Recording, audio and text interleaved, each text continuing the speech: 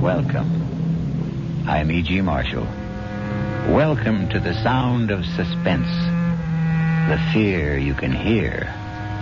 For the next 52 minutes, we're going to take you into the world of mystery, into the world of terrifying imagination.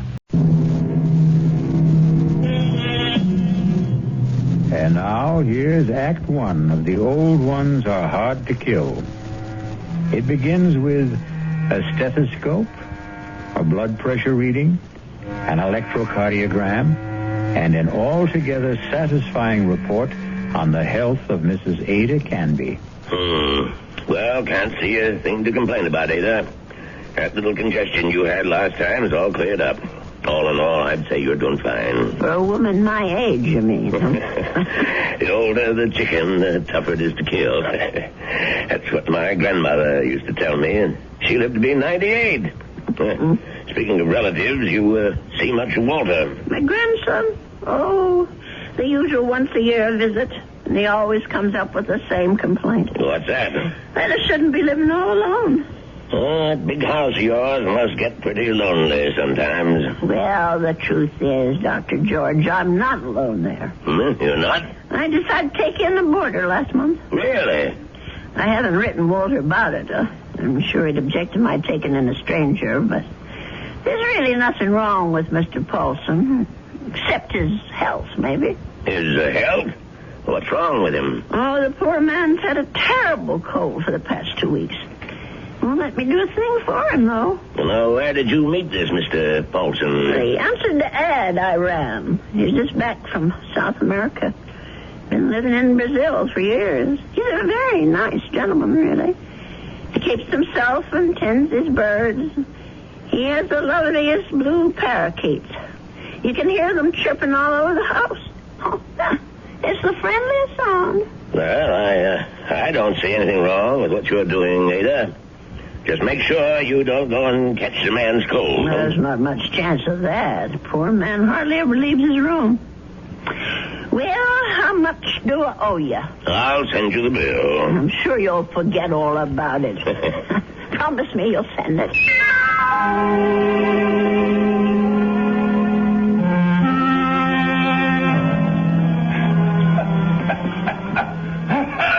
Oh, dear.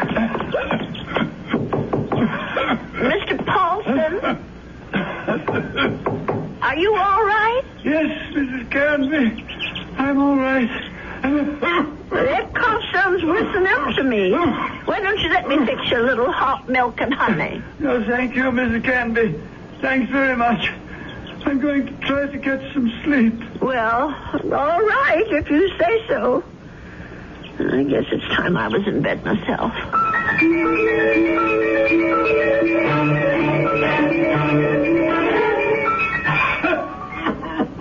Oh, my, listen to that poor man. I wonder if he keeps his birds awake, too. Mrs. Canby, please. For heaven's sake, is he calling me? Mrs. Canby! He is calling me. I'm coming, Mr. Paulson. Oh, no. Where are those darn slippers? I'll be right there. What is it, Mr. Paulson? What's the matter? Mrs. Canby. Mr. Paulson, just look at you. Why didn't you tell me you were so sick? I would have called a doctor. No, too late now. Too late. I know a very good doctor. I saw him only this afternoon. I'll go and call him right now. No, please, listen to me. Well, I've got to get help for you, Mr. Paulson. I'm dying. Confession. Well, do you want a priest? Is that what you want? Richardson murdered 10 years ago. What? Murder. I did it. I killed him for money. I was paid. Did you hear me? Oh, Lord. Mr. Paulson, do you know what you're saying? Do you understand me? Lindell is innocent. I killed Richardson, not Lindell. Well, let me get help.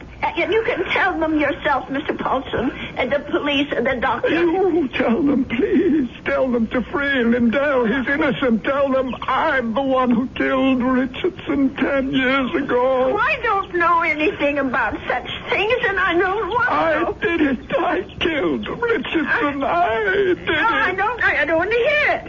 Please don't tell me. Please. Mr. Paulson, Mr. Paulson? Oh, dear God. I think he's gone.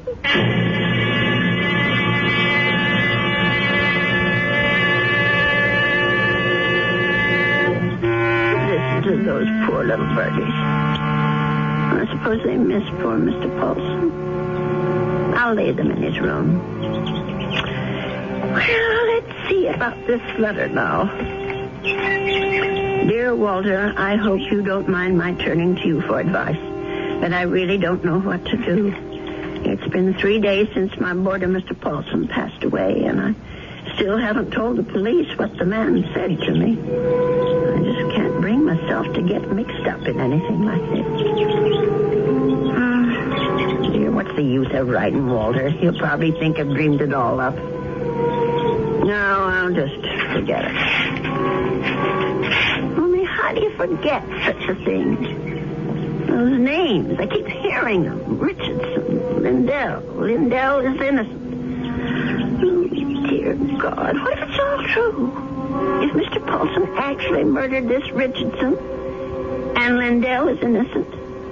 Only, well, who are they? I wonder if a telephone book, well, why not? Let's see. Richard, all right. C-H-A-R-S. Yes, here it is. Oh, Lord, this doesn't help them.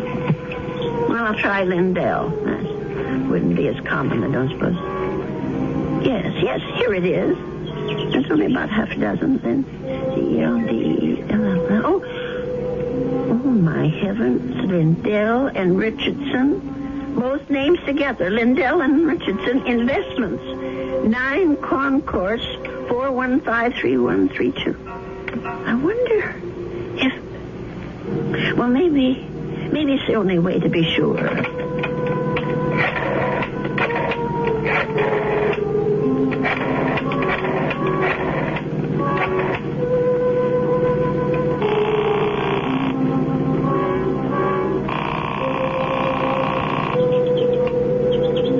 Oh, hello?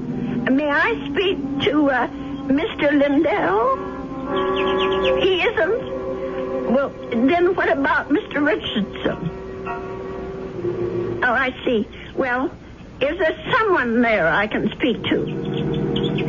Yes, please. Thank you. Hello. This is Mr. Chelton. May I be of service? Well, maybe you can. I want to know about your Mr. Richardson, about when he died. I think I did business with him once, a long time ago. Well, it's 10 years, madam, just about. But if you're interested in investment advice... Well, I'll think about it. Thank you very much. 10 years. Well, it could be a coincidence. I guess it all depends on how he died.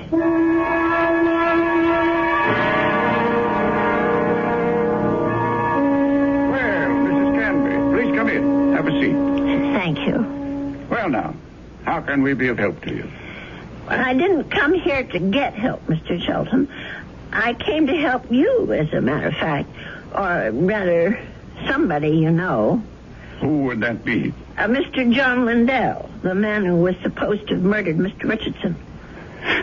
I'm afraid I'm not following you. Well, it took me all week to find out what happened to those two men, and finally I found the story in the old newspaper room down at the library about Mr. Lindell being indicted for killing his partner. But I'm sure you know the whole story a lot better than I do. Well, of course I know the story, but that was quite a long time ago, Mrs. Canby. 10 years doesn't seem so long when you're my age. Anyway, the point is that I can help your Mr. Lindell, only I can't do it alone. Did you know John Lindell? No, I didn't. Nor Mr. Richardson, for that matter. The man I knew was named Paulson. Who? I rented a room to Mr. Paulson, and he died about 8 days ago of pneumonia. I was there when it happened. Oh, that's unfortunate, but... Before he died, Mr. Paulson told me something about Mr. Richardson's murder. He said Mr. Lindell hadn't been responsible, that he, Mr. Paulson, had committed it. For money. Oh, Mrs. Canby, listen to me. It was this man Lindell that bothered him. The fact that he was in prison for something he didn't do. I thought I should tell you this, Mr. Chelton, because you knew both of these gentlemen. It said so in the newspaper. Mrs. Canby, my dear woman. What? I don't know what silly story you heard, but it's completely wrong. There wasn't any question about what happened. This boarder of yours, whatever his name is, merely had an obsession. Well, just the same, I thought you could follow through on this business. Yeah. Tell the police. Because if it is true, Mr. Lindell should be freed. On evidence like that? I don't know anything about evidence. I'm just telling you what I heard. Well, never mind. I suppose I should have told the police myself. Oh, wait, Mrs. Canby. Let me put your mind at rest. John Lindell is no longer in prison. He isn't? He's dead, Mrs. Canby. He's been dead for the last 3 years. Oh. He wasn't a young man when all this happened, when he accused his partner, Fred Richardson, of defrauding him and shot him dead. He died? In prison? Even if all you say is true, that this man was Richardson's murderer, you can't help John Lindell any longer. He's beyond that. But his name, don't you want to clear his name? Have you any proof? Any living witness? Just myself. Forget it, Mrs. Canby. That's my advice to you. The old wound is healed. Don't reopen it. Oh, well, it troubles me so. I haven't thought of anything else since it happened. Perhaps if I saw a minister, if I had some advice from a man of God. Mrs. Canby, now you've said something. Now you've shown me the way. That's where our answer lies, dear woman, in prayer. Mm-hmm. In the forgiveness of our dear Lord. Will you pray with me, Mrs. Canby? Pray? Here? Why not? God is everywhere. Please, join me. Dear Lord, tell us what to do. Give us your divine guidance. Show us the path to righteousness. Mr. Chelton, Help us, O Lord. Help us to understand. Teach us to forgive the sins of others and to forget them. To forget. I feel much better now, Mrs. Canby. Do you? I'm not sure. Let us turn this matter over to God, Mrs. Canby, not to the police, but to the Lord. It's in his hands now. Don't you agree? Well, in a way, that's true. Since they're dead now. All of them.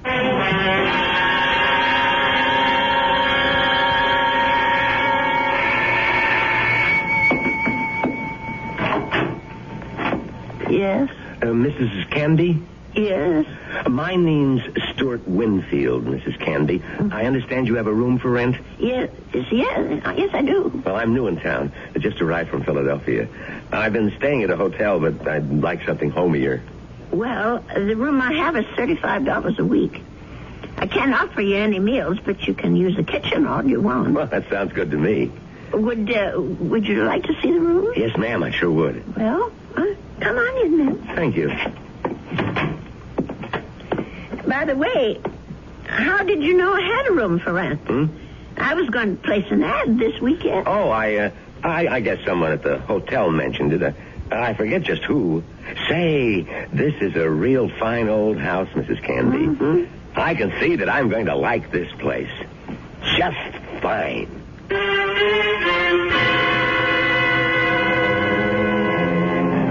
And so Mrs. Canby has a new boarder. He's a very personable young man with a great deal more charm than old Mr. Paulson had. Perhaps in a little while, Mrs. Canby will be able to forget her former boarder and the shocking confession he made on his deathbed. I'll be back shortly with Act Two. I want that.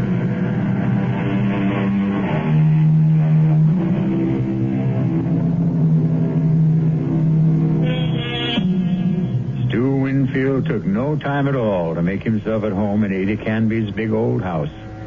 He loved everything about his room. The fine old four-poster bed, the crazy quilt that Ada herself had sewn up 40 years ago, the lace curtains on the window.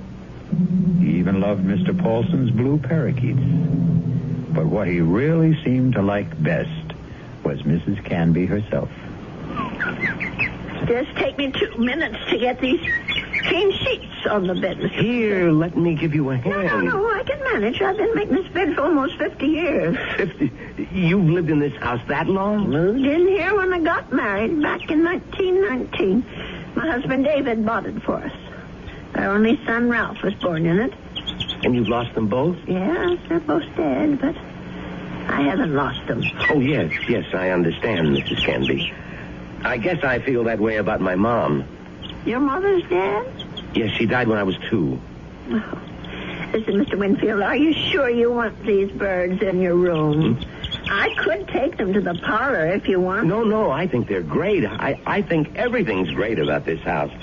But there is something you can do for me. What's that? Would you mind not calling me Mr. Winfield? Oh? That's what they call my father. My name's Stuart. Well, all right, Stuart.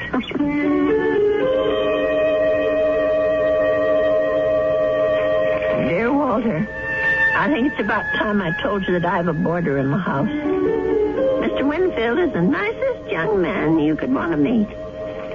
He's a great deal friendlier than my first gentleman, Mr. Paulson, and he seems to like nothing better than to sit around evenings and talk. We talk about his home and his parents and his plans for the future. I think the poor boy misses his home and family, and I'm sort of a substitute for all that.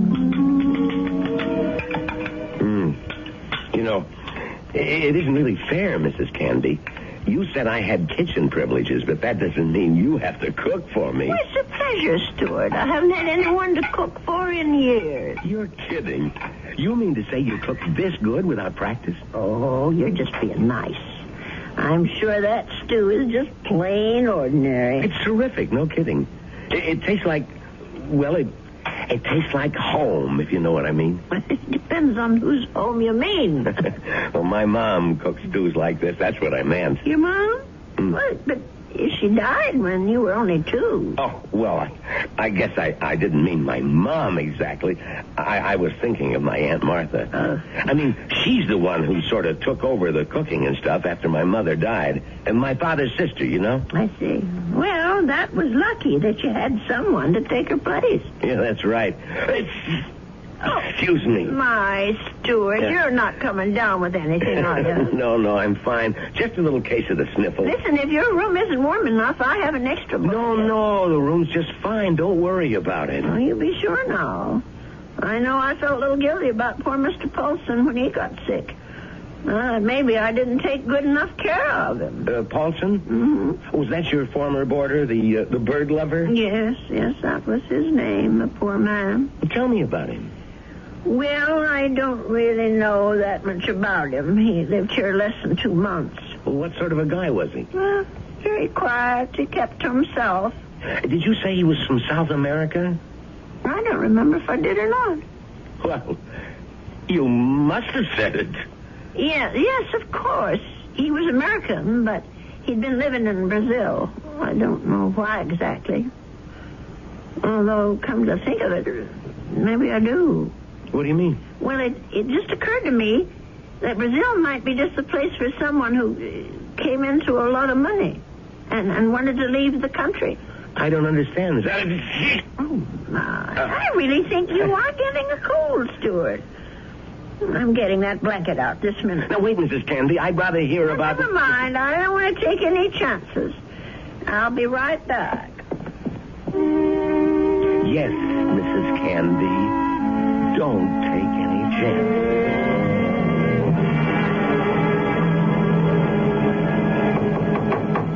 Stuart? Yes? Come in. I brought you a tray, Stuart. Oh. No, you shouldn't have. You shouldn't have gone to all that trouble, Mrs. Candy. Wasn't the least bit of trouble. Besides, you've got to have some supper.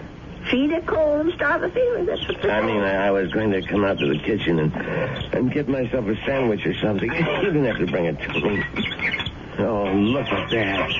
Is that roast chicken? Well, that's what it's supposed to be. I hope it tastes all right. Noodle soup with dumplings. Mrs. Candy, you're spoiling me rotten. Do you know that? Yeah, I just thought it'd be a good idea if you stayed in bed and took it easy. You weren't planning to go out tonight, were you? No, I was just going to stay in and read for a while. Maybe watch television. Oh, that's good. Here, I'll just set this tray down. Oh, the service here is just too good. Oh, we never finished our talk the other day about that boarder of yours, Mr. Paulson. Well, there's not much to say about him, really. Well, you said something about his living in South America. You said you thought you understood why he was living there. Sounded real interesting. Well, the truth is, Stuart, there is something to tell about Mr. Paulson. Maybe you can help me feel better about it all. About what? I'm not going to tell you if you don't eat. All right, Mrs. Canby, I'll eat. Well, it happened just about 3 weeks ago.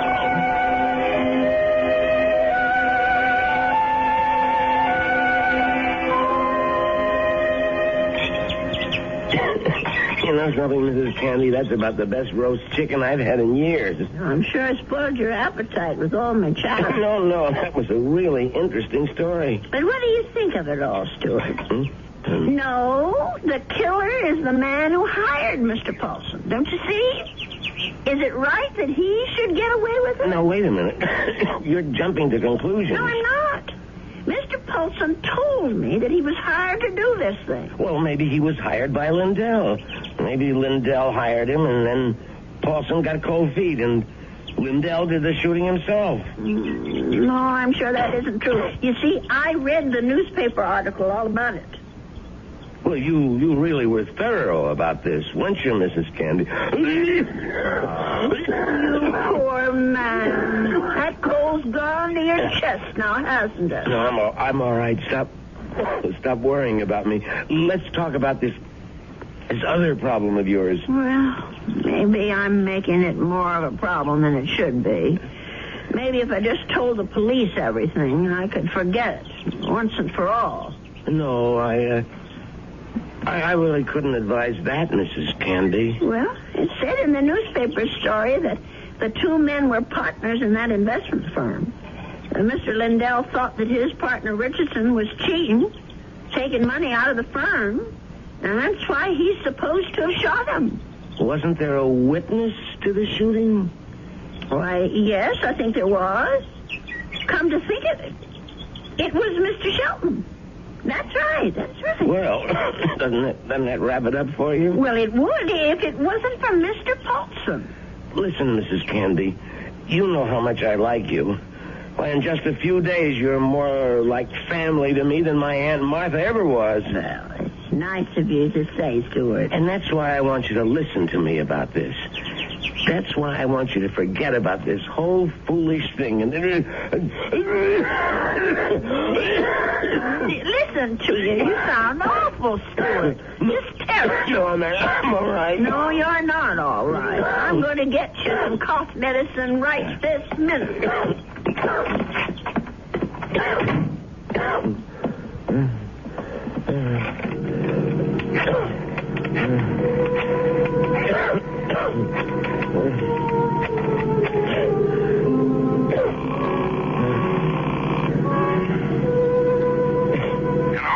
Mr. Chelton, it's me, Winfield. Well, what's happening?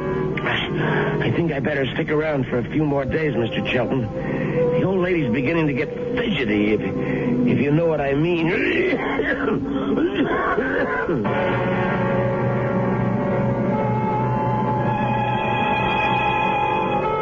Well, something tells me that Stuart Winfield isn't such a nice young man after all.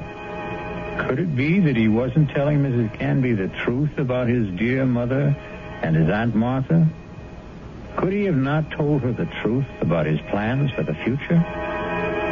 Of course, the real issue is, what sort of plan does he have for Ada Canby's future? I'll be back shortly with Act 3. If you are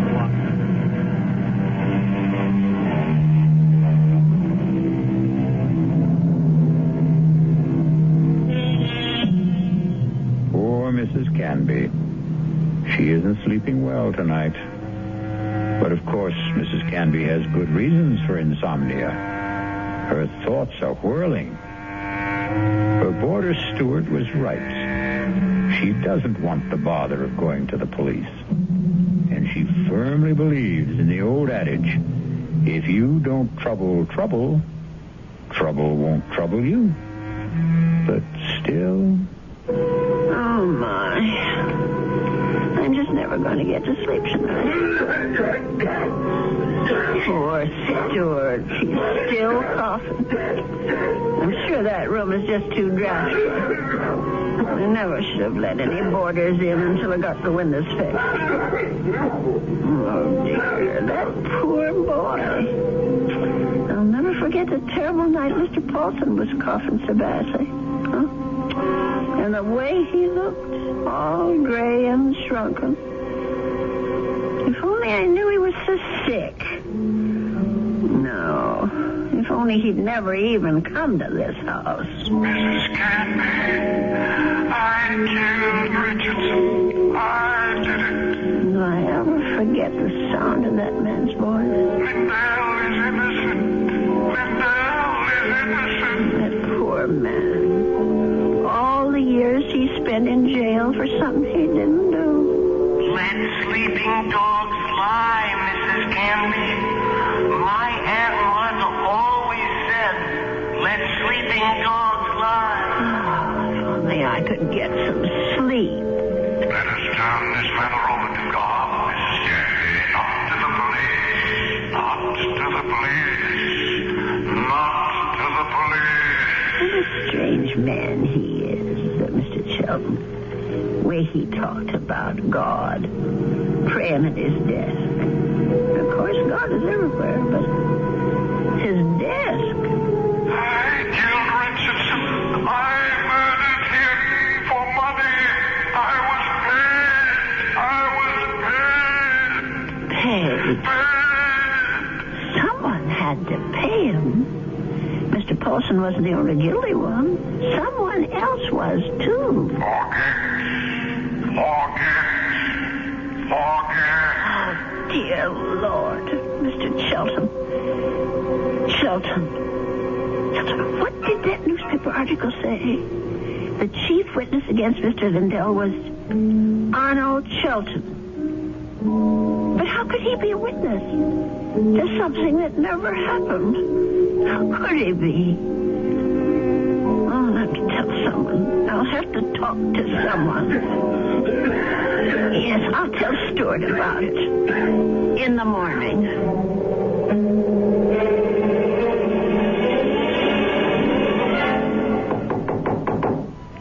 Stuart, are you awake? Yes, I'm up, Mrs. Canby. Come in.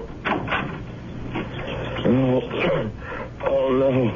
Now, don't tell me I'm getting breakfast in bed, too. Well, I know you had a terrible night last night, Stuart. You were coughing much worse than ever.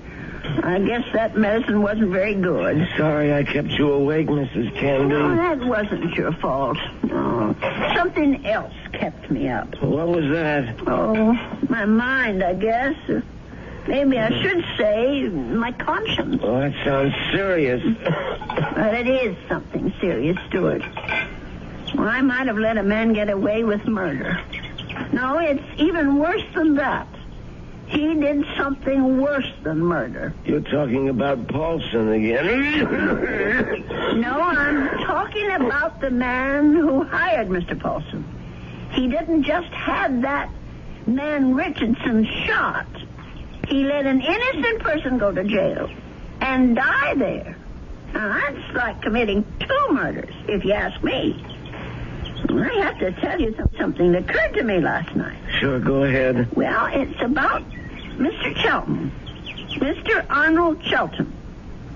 Yeah?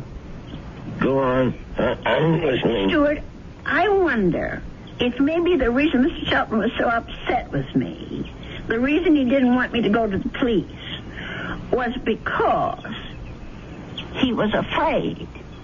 Explain what you mean. Well, what I mean is maybe Mr. Shelton had good reason, besides the one he told me. He was working for both Mr. Richardson and Mr. Lundell at the time of the murder. Well, so what? Well, he was also the chief witness at the trial.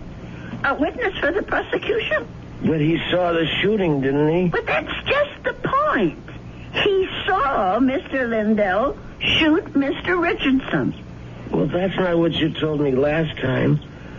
I mean that he was an eyewitness. No, that's right. He didn't actually see the shooting. He was miles away when it happened. I don't quite remember the details. There was something about a phone call, maybe? Yes, that's what it was.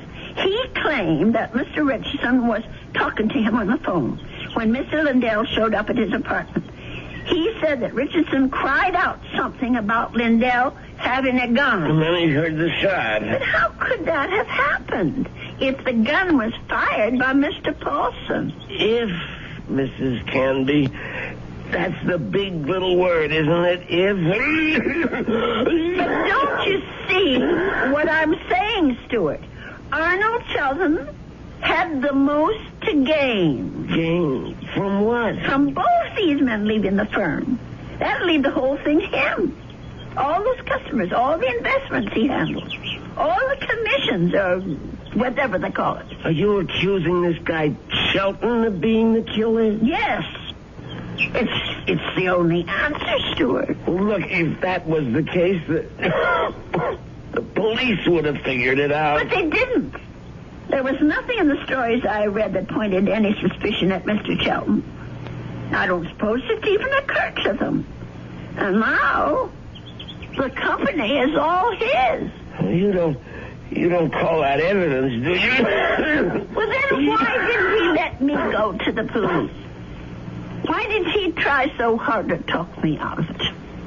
That man was praying to it. He was taking the name of the Lord in vain.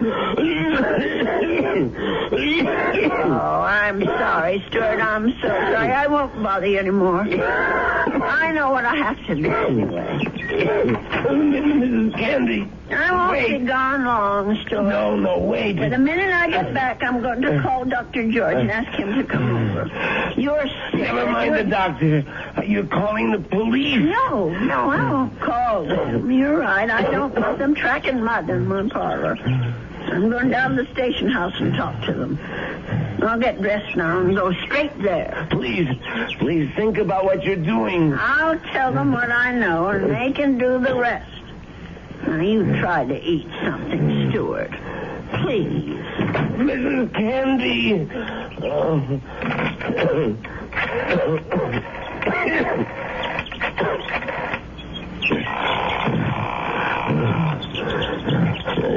Sheldon? What is this, Winfield? I told you not to call me at the office. It's an emergency. You sound terrible. What's the matter with you? I'm sick. Only you're going to be a lot sicker. What are you talking about? The old lady. I can't stop her. She's decided to talk. What? She figured it out. Figured out exactly what you did, Sheldon, and how you did it. You fool. You've got to stop her. Do you hear me? That wasn't part of the deal, Sheldon. It's all of the deal now. The price didn't include anything like that. The price just doubled. Old ladies are always having accidents. Make her have one. Make her have one now, Winfield. All right. She's gonna have a fall down the cellar steps. Right now. I gotta get my robe on and my slippers. I gotta hurry.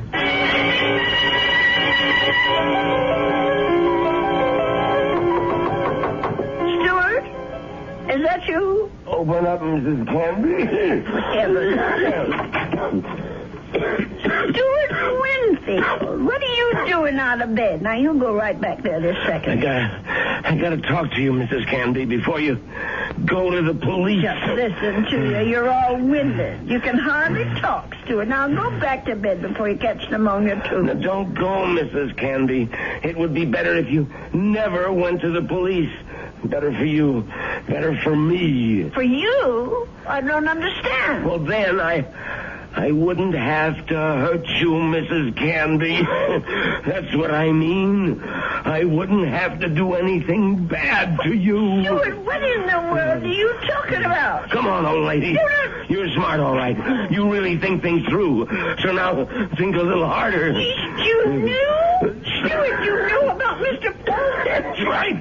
That's how you knew my room was so red, because Mr. Shelton told you. Now you're getting there, Mrs. Canby. And that's why you rented it. That's why you were sent here. Just to watch you, Mrs. Canby. Just to see that you stayed sensible.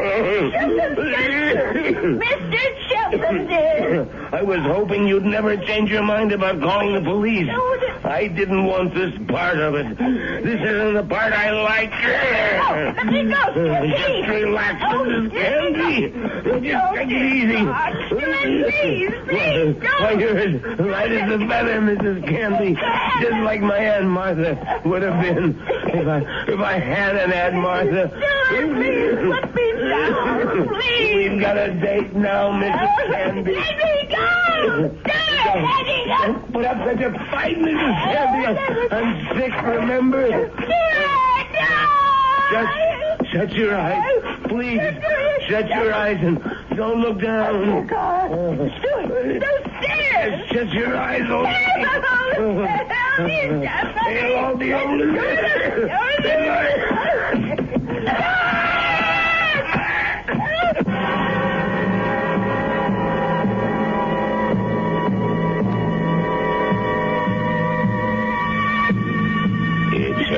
It's all right now, Ada.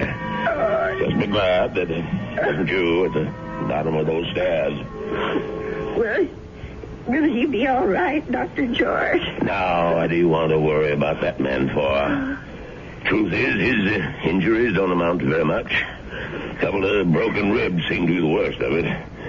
But he'll be a patient for some time before they can put him in prison where he belongs. Him and his friend. What was that man's name again? You mean Mr. Charles? Have they arrested him? Yeah.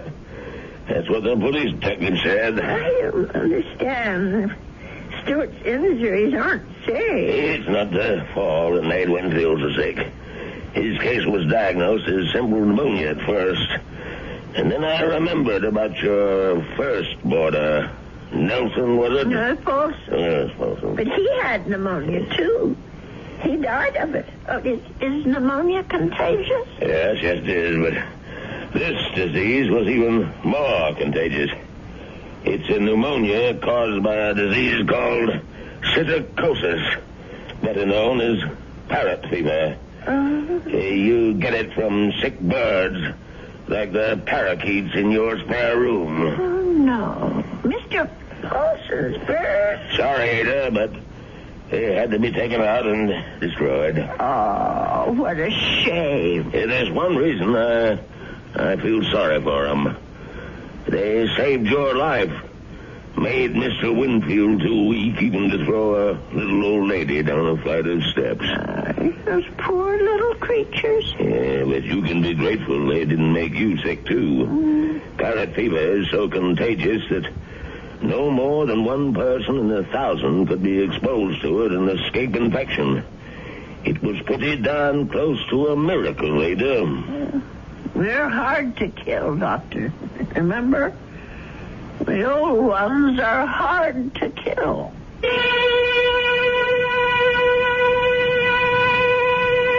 They say that people are living longer than ever before. And when we look at Ada Canby, we can understand why. She's a tough old lady. So tough she could withstand the threats of man, beasts, and bird. So let that be a warning to all those who think that our senior citizens are easy prey for crime. Watch out. They may turn the tables on you. Or the stairs. I'll be back shortly.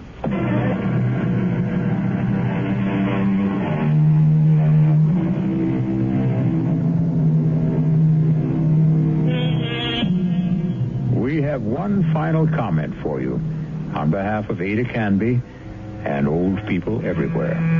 There's a saying, there's no fool like an old fool. But it's also true that there's no wisdom and strength like old wisdom and strength. There. Does that make you feel better about your next birthday? Our cast included Agnes Moorehead, Leon Janney, and Roger de Koven. The entire production was under the direction of Hyman Brown. This is E.G. Marshall inviting you to return to our Mystery Theater for another adventure in the macabre. Until next time, pleasant dreams.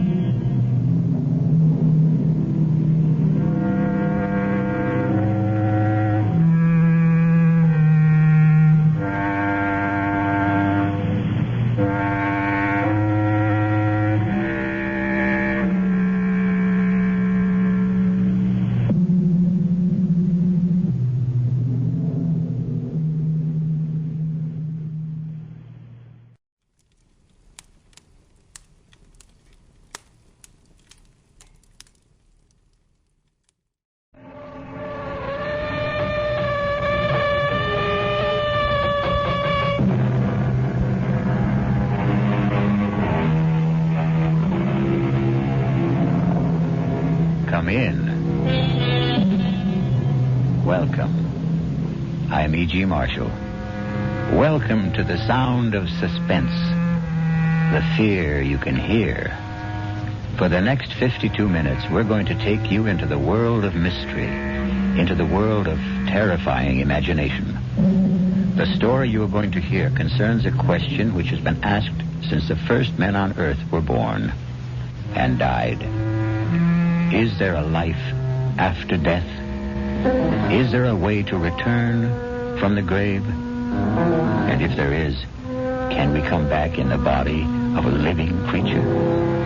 Even one that has claws instead of fingernails? Here is one chilling answer. Dr. Singh, you have to tell me. Could my wife have come back as a bird? A sparrow, something like that? Well, your wife was a rather big woman, Mr. Moresby, in a physical sense. How about a snake? A seagull? How about a cat? A great, big, fat cat? A cat?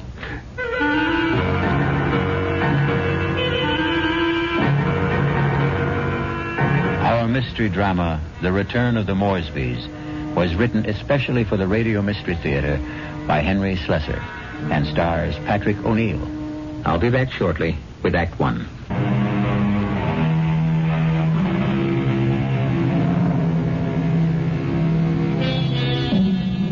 Now here is Act One. Like all murder stories, sooner or later, it reaches the office of a daily newspaper. You wanted to see me, Chief? You bet I want to see you, Prouty. Come in and shut that door. I bet I know what it's about. That story I filed on Richard Moresby, right? I got a flash for you, Prouty. This is a newspaper office, not a fiction magazine. You take this story of yours and see if you can sell it to Weirdo Digest or something. But get it off my desk. Now, wait a while, Max. I know it's offbeat, but I thought I handled it with a kind of a light touch. Stories about murder can't be handled with a light touch, not on this paper. But it's accurate. I mean, this is exactly what the guy Moresby told me, just before he died. Well, he must have been out of his head. He asked for somebody to hear his story. That's how I got to meet him. I was at the hospital covering that subway accident. Now, that story made sense to me. Nothing but nice, clear facts.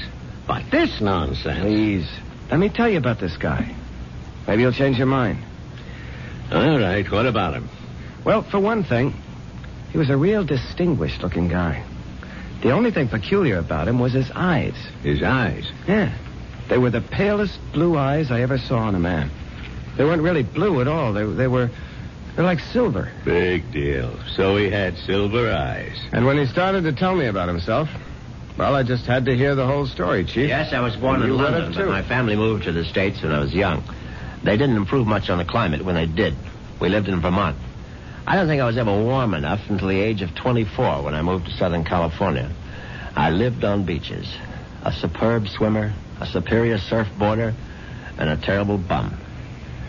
It was on the beach at Malibu that I met the woman who was to become my wife. Her name was Una. She was as pale as a gardenia with bones. Una had more bones than any other woman I've ever met. Lovely day, isn't it? I beg your pardon? I said it's a beautiful day. I don't think I've ever seen the ocean look prettier. Frankly, the Pacific always looked a little muddy to me.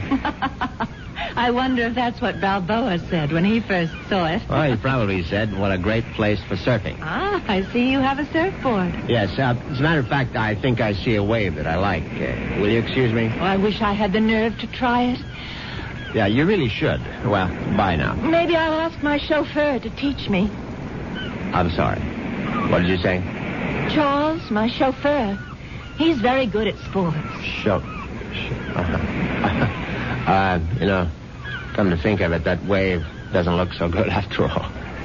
By the way, my name is Richard. Richard Moresby. How do you do? My name is Una.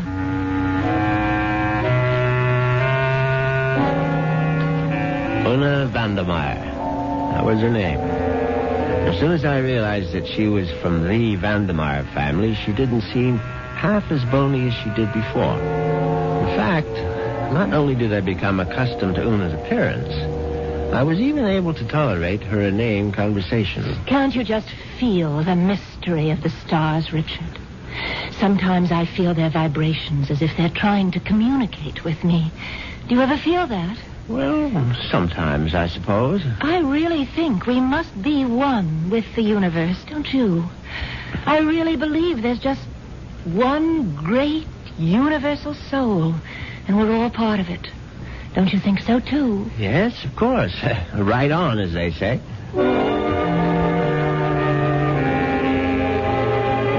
You see what I mean? She talked that way all the time, from the first day of our honeymoon. Well, it was a fine honeymoon just the same. It lasted a whole year on the beaches of the Caribbean, on the French Riviera. I got browner and browner. Una got freckles. Finally, we returned to our home in Los Angeles and settled down to a quiet, comfortable marriage.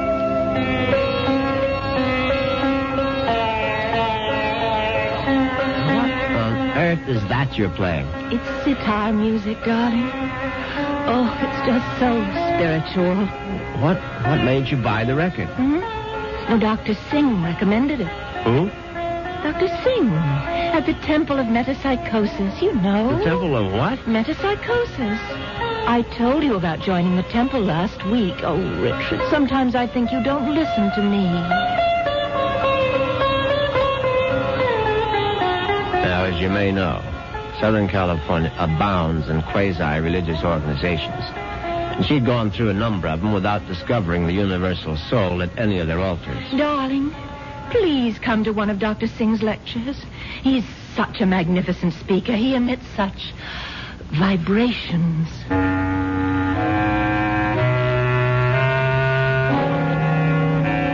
And I went. You see what an obliging husband I was? Actually, it turned out to be more interesting than I thought. The temple itself was unpretentious, and Dr. Singh was an impressive man.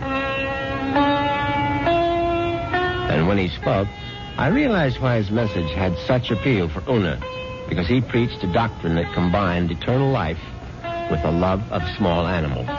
The soul is immortal. The soul cannot die. The soul, upon leaving the body, must make its passage elsewhere. There is a science called eschatology, which deals with the last four things: death, judgment, heaven, and hell. It is the most ancient of all sciences, and from its wisdom has come the inescapable certainty of the transmigration of souls. Yeah, I know it's a bit weird, but stay with it. And where does the soul go? According to the wise men of all generations past, the soul departs from the mouth of the dying. It is consequently a small thing. A bird, a snake, a mouse, a dove, or a hawk, a dog, a cat, an insect.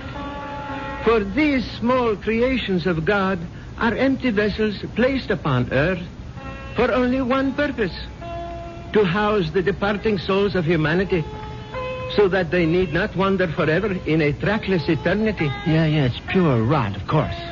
But that's what the man said, and Una sat there and believed every single word. Oh, wasn't he marvelous, Richard? Isn't it wonderful that the soul never dies? That we can all come back as little animals? I'm not sure I want to come back as an animal. But you'd still be you, Richard. Oh, don't you see? Well, by the way, what was that envelope you handed Dr. Singh after the meeting? The envelope? Oh, that was my donation, of course. Your donation to the temple? Yes, to support the work of Dr. Singh, to open other temples around the world. Well, how much money was in the envelope? Now, what does it matter, Richard? I'm just curious. $2,000. Una, you go to that temple once a week. Do you always give that kind of donation? Oh, it's all in a very good cause, Richard. Well, in an equally good cause, that of finding out exactly how much of my wife's money was supporting this nonsense, I sneaked a look at Una's checkbook. The answer astonished me. Not only had my wife put more than $30,000 into Dr. Singh's collection plate, she had also donated some $20,000 more to various institutions for the care and feeding of cats, dogs, and birds. It was so kind of you to honor us with a visit, Dr. Singh. I know how terribly busy you are. On the contrary, you were kind to invite me to your lovely home. Oh. Now tell me, Dr. Singh, what determines the kind of animal one becomes when the soul escapes after death? Mrs. Moresby, that is a question which has baffled wise men for countless generations. But isn't it possible to do, well, research? Yes, Mrs. Moresby. I don't doubt that we could find the answer to such great questions if only we had the proper resources. But, unfortunately, that would require money. A great deal more money than the movement has at present.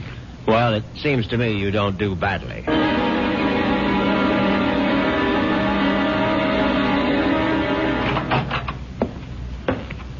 Well, there you are. Hello, Richard. Where have you been all morning? Right here, in my little sewing room. Don't tell me you were sewing. Oh, don't be silly. Actually, I've been composing something. A letter? Oh, something more important than that. Richard, do you realize that I have no last will and testament? Well, why should you? Healthy young chicken like you. I can't call myself young anymore, Richard. You'll always be young to me, darling. Oh, that's very sweet. But just the same, it's only practical to have a will. Would you read it over, Richard, and see if it sounds legal enough? Certainly. Well, let's see now. I, Una Vandermeyer Moresby, a resident of the city of Los Angeles, state of California, residing at 8 Sheridan Drive, being over the age of 21 and of sound and disposing mind and memory. Darling, this is superb. Where on earth did you get the language? Well, to tell you the truth, I copied it out of Daddy's will. The one that left you $10 million? Yes. Well, I don't see how you could go wrong. Let's see now. Not acting under duress, menace, fraud, or undue influence of any person whomsoever... And, good Lord, Una. What is it? What? You're not serious about this. Oh, about making a will? Well, of course I am. I mean, this bequest to the temple of mumbo jumbo. What's wrong with it? Now, listen, darling, I told you how important Dr. Singh's work is, but it requires money to carry it on. Tons of money. So the least I can do is to help the poor man as much as I can. But you're giving him 90% of your entire fortune. You'll still have $1 million if I go first, Richard. Isn't that enough? No, it isn't. I mean, the whole thing is ridiculous. Don't you realize that man is a fraud, a charlatan? What? Oh, for heaven's sake, Una, open your eyes. Don't you realize the simple truth? Your money won't build any temples. It's just going to line the pockets of that turbaned phony. Richard, what a terrible thing to say. Well, you told me you liked Dr. Singh, that you were very impressed by his theory of transmigration. Darling, I was only saying all that to please you. But now I'm telling you that the only thing Dr. Singh is planning to transmigrate is your money into his savings account. And frankly, I'm not going to let him do it. Richard, what are you doing? You're tearing up my will. That's right. How dare you do such a thing? It's my money, and I'll do whatever I please with it. Una, darling, I just want you to have a chance to come to your senses. Oh, there's nothing wrong with my senses. I can see very clearly what the real trouble is. If I didn't leave a will, all my money would go to you, wouldn't it? Well, naturally, I'm your husband. You don't have any other And relatives. that's why you're acting this way. It's just plain and simple greed. Una, listen to me. No, it's all right. It's all right. I'm glad you tore up that will, Richard, because I realize now that I was quite wrong. Do you? Yes. It's a mistake to leave only $9 million of my money to the temple. I'm going to leave all of it to Dr. Singh. When Una actually drafted that incredible document and called our attorney for a Monday morning appointment, I realized that I had to do something very drastic before the weekend was over. I had to kill my poor, misguided wife. I had to make her one with the universe.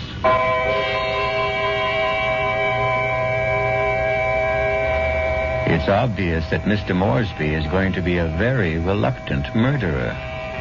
The question is, will his reluctance get in the way of his efficiency? We'll get the details when we return shortly with Act 2.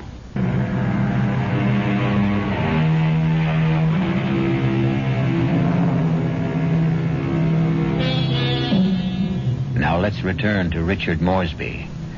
In order to find him, we'll have to search the highway, for Richard has taken his white Jaguar out for a spin. But there he is now. On Saturday morning, I took a little spin in my XKL and did some thinking on the open road. I didn't want to kill poor Una, of course. The whole idea was repellent. But on the other hand, the thought of Dr. Singh spending the fortune that was rightfully mine was even more abhorrent. However, I decided I would make one more stab at a reconciliation. Darling, may I come in? It's your living room, too. It doesn't feel like it. Matter of fact, I've felt like a stranger in this house for the past 2 days. I suppose that's my fault. Well, you haven't been exactly cordial, have you? I've hardly been home, Richard. I spent all day yesterday at the temple and all morning at the Pet Breast Kennels. And how are all the little souls doing? You just won't stop being irreverent, will you? It's been my money all along, hasn't it, Richard? From the very beginning, you were attracted to my money. Oh, now, darling, if you thought that, you would never have married me. I didn't want to believe it. I don't want to believe it now. Well, now, how can I prove to you that you're mistaken? Richard, do you really want to prove it? Of course, I'll do anything you say. All right. Now, I know exactly what you can do. You can let me leave my money to Dr. Singh and the temple. The whole $10 million? Yes, because that's the only way I'll know that it's me you love.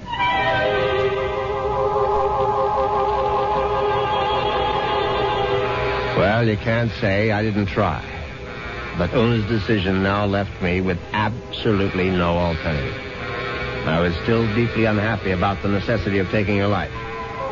However, fate was kind to me that very afternoon. Now you're sure that you want me to continue reading, Richard? Of course, darling. Well, I'm sort of embarrassed about this part. It's a paper that I wrote myself. Something you wrote? Yeah, I wrote it this morning. I was going to show it to Dr. Singh. It's, it's sort of a poem. It's called Death. Snappy title. Hope I can read my own handwriting. Death has become nothing to me. Death holds no fear for me. Come, death, I welcome you. Lead me to the woods, the waters, the air above the earth. Come, take me, death. Your touch is kind. Richard? Oh, Richard, why do you look like that? Is it really that terrible? Oh, terrible. Oh, no, my darling, it's beautiful. Do you mean it? You must give it to me, Una. I must have it. You like it that much? Yes, I certainly do. Oh, well, I'll type it up for you, Richard. No, I must have the original. Now, just the way you wrote it. Oh, darling, I'm so flattered. What will you do with it? Oh, I'm going to put it in a frame, of course. And I know just where I'm going to hang it.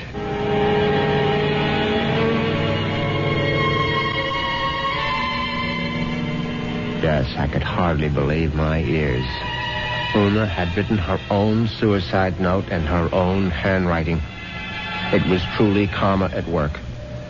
Now there was no question of failure, and no longer any need for delay. Oh, what a lovely idea this was, Richard. Candlelight dinner for two. Yes, I thought you'd enjoy it. So sweet of you to handle the whole menu with Cook. You spoil me shamefully.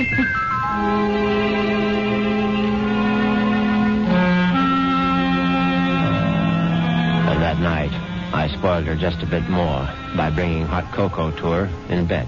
Oh, Richard, you shouldn't have bothered. But I know how you like your hot cocoa before retiring, Una. You can't get to sleep without it. No, but Parker could have brought it to me. Oh, no, this is something I had to do myself. Oh. No, drink it down now. Yes. I'm drinking it. Does it taste all right? Oh, it tastes just fine.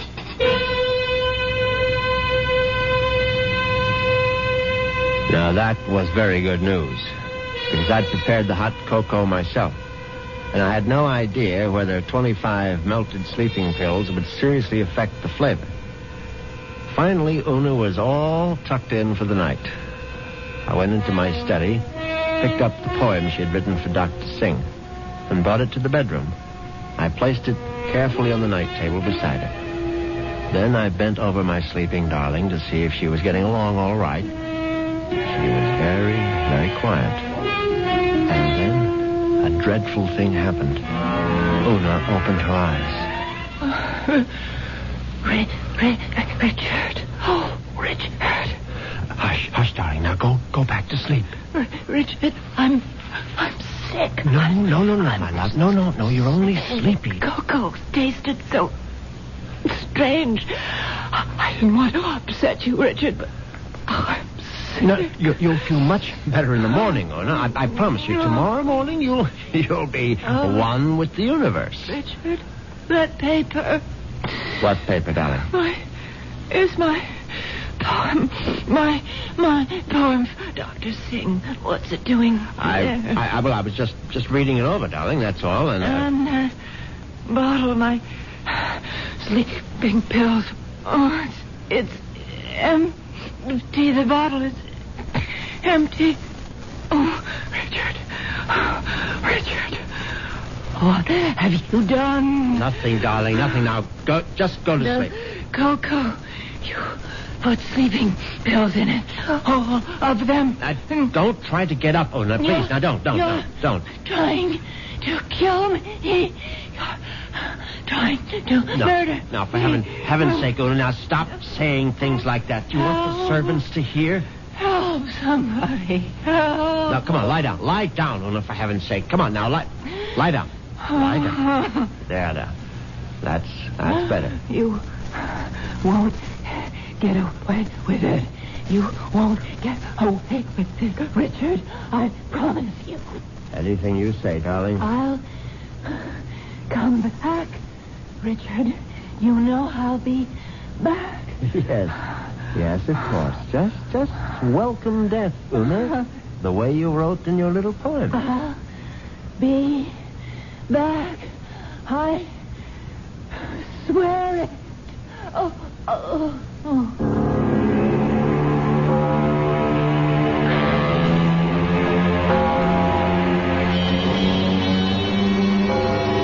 funeral was held 2 days later. It was a magnificent occasion, of course. I gave Una a farewell that was consistent with her vast fortune. Everything was the best. Coffin, flowers, preacher, everything. Her burial place was one of the choicest bits of real estate at Forest Lawn. The only discordant note was the fact that Dr. Singh insisted on saying a few words at the service. They were familiar words, but frankly, they gave me a slight bit of a chill. The body of Una Moresby is dead, but her soul lives on. The soul cannot die. The soul is immortal. It has left the earthly remains of this woman and has sought the body of a small living thing. There it will abide until the Almighty is ready to choose its next home. Mourn not the end of Una Moresby, for there is no end. I couldn't help congratulating myself on how well everything had gone. When I called for medical attention the night of Una's death, the physician was only too ready to declare her a suicide. The police had to be informed, naturally, and they, too, agreed with the doctor's verdict. Una had died by her own hand, and she had died without a will. There was simply no question that the matter would be probated in my favor. Suddenly I realized I was not only rich, but a rich widower. What vistas opened for me? What the devil? Look out, you stupid mongrel! The dog trying to get run over. I admit I was shaken up by it. It was sort of a coincidence, you know? Right after the funeral and all that.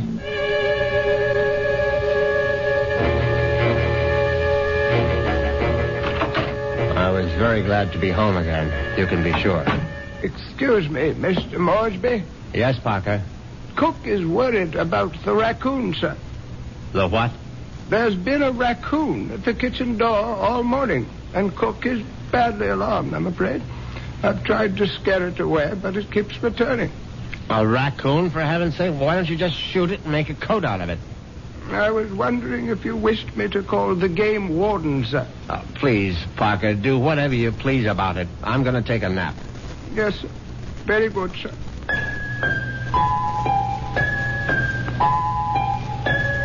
I went upstairs at once, undressed, and got into bed. It was a warm day, and yet I found myself cold. I got out the electric blanket and soon felt very cozy indeed. In fact, I felt so much better that I made a phone call.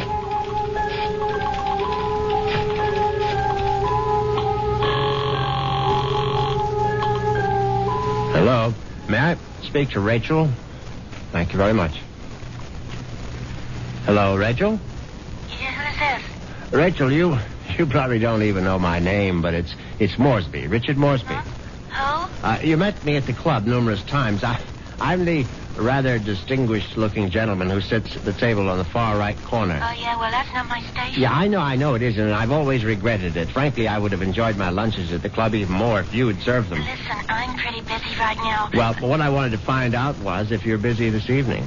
Oh, what'd you have in mind? Oh, a little, quiet dinner, perhaps. Is that all you had in mind? Why don't we just wait and see?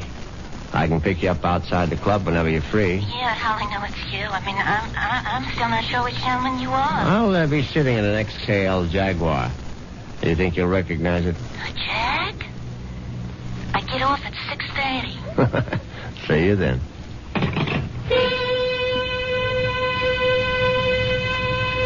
Yes, I was feeling very good now. Very good indeed. I would have drifted off into a pleasant sleep except for one thing. For a moment I thought a bomb had gone off in the room. Then I realized it was nothing more than a bird. A foolish sparrow had dived in headfirst into the plate glass window of the bedroom and now lay stunned on the carpet. I looked at the thing's fluttering little heart, and suddenly I was struck by a terrifying palpitation of my own. The dog, the raccoon, the bird. Good Lord. Could one of them have been Una?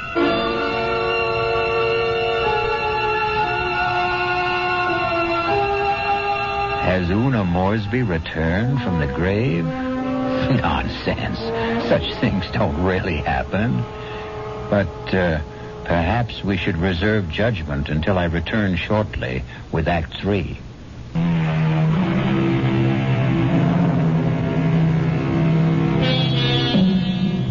Now let's see if common sense has returned to our hero. He's doing a sensible thing right now.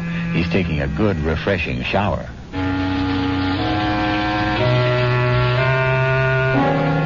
By the time evening came, I was feeling better.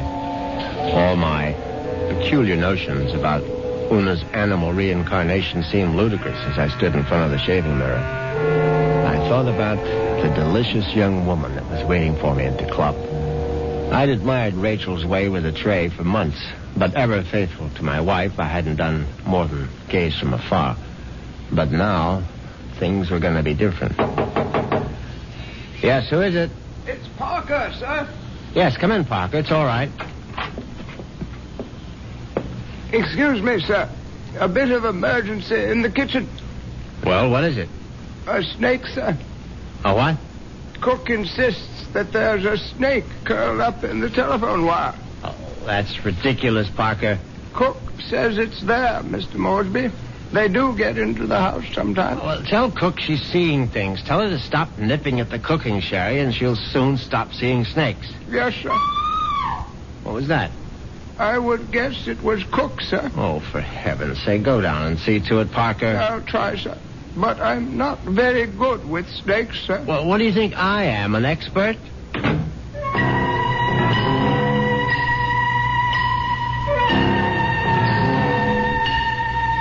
But that wasn't the end of it.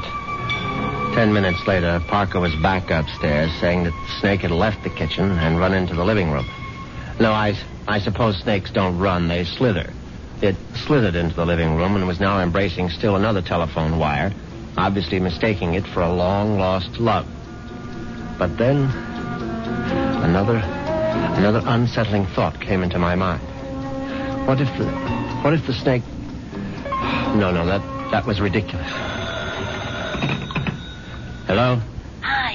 Is this Mr. Moresby? Yes, who's this? Rachel, from the club. Oh, yes, Rachel, what is it? Listen, could you make it 6 instead of 6:30? I'm trying to sneak out a little early. Yes, fine, I'll be there as soon as I can.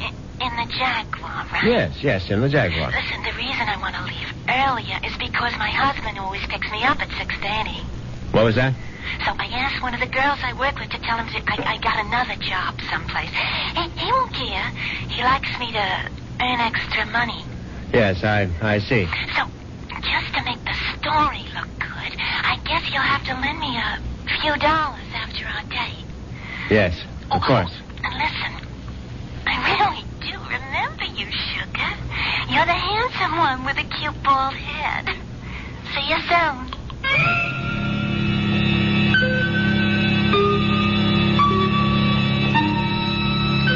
As it happens, I have a very full head of hair.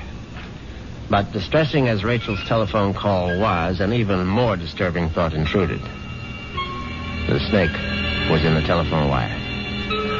What if the snake had been trying to listen in on the extension phone? I knew the idea was absurd, but I couldn't help a superstitious shiver of dread. In fact, I was so troubled that I decided to forego my date with Rachel, the waitress. It wouldn't matter anyway. She'd be angry at some man at the club with a cute, bald head. The next day, I did the only thing that really relaxed me. I went to the beach. It proved to be an excellent idea. I stretched out on the golden sand and let the sun warm me. I listened to the waves beating against the shore. I listened to the haunting cries of seagulls circling overhead. Suddenly I was aware that the gulls which had been hovering over the water were now hovering over me. Now, instead of their cries being sad and plaintive, now they seemed menacing. I stood up hastily, but the gulls seemed to be increasing in number. I saw their sharp, pointed beaks, their raking claws. They were predators, of course. How many times had I seen them swoop into a dive and snatch up some poor fish out of the sea? And there was one seagull in particular. beady eyes seemed to be staring at me. No, it was my imagination, of course. I wasn't a fish. I was a man, but just the same, I found myself running down the beach. Running for dear life. And that's when I knew it was time to see a doctor.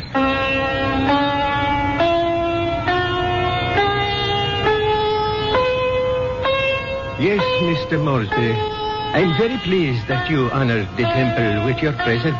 I'm grateful that you're willing to see me, Dr. Singh. I realized that, well, you had a disappointment. A disappointment? I'm afraid I don't understand. I know my wife made certain promises to you concerning her will. I believe she mentioned some modest donation. She wasn't in her right mind, of course. I mean, when she took those sleeping pills. Yes, it was very sad. I trust that she has found the peace and happiness that she sought. Frankly, that's what I wanted to talk to you about. I mean, about whether you really believe that my wife is, well, that she's some kind of animal right now. But of course I believe it, Mr. Moresby. I don't merely believe. I'm positive. When your wife passed from this world into the next, her soul made its escape. Yes, I know how it goes, but what I'd really like your opinion about is what sort of animal do you think she might be now? I told you, Mr. Moresby, we have no way of knowing. But can't you take a guess? I mean, you said it might be influenced by a person's karma. Am I quoting you right? Yes. The kind of person she was in life may well determine the kind of animal she is now. Your wife was soft. Your wife was gentle. Your wife was independent in spirit. Now, what animal does that remind you of? I don't know. I can't think. Then go home and think about it, Mr. Moresby.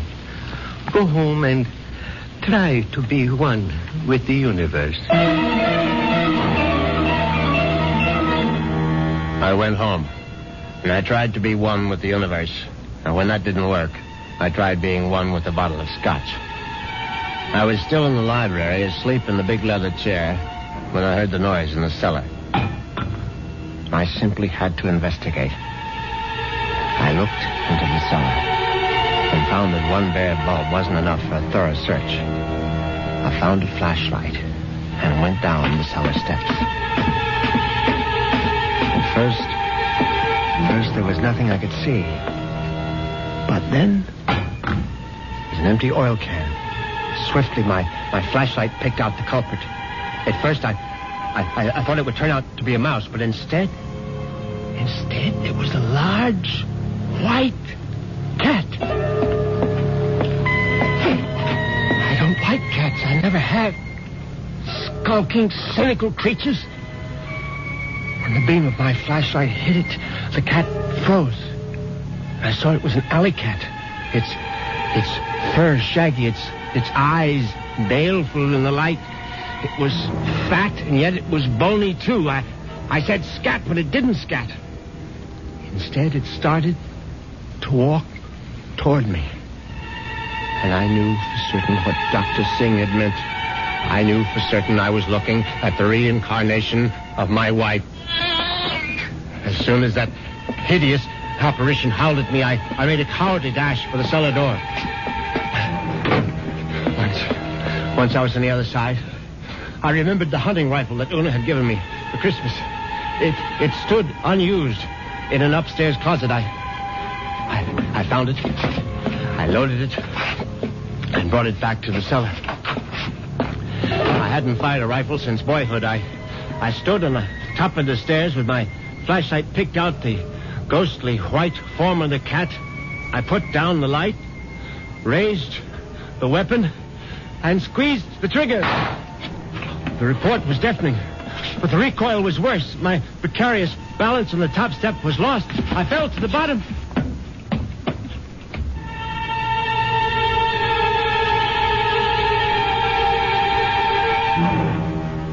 I tried to get up again, but the pain in my right leg was agonizing. I found out later that it was broken.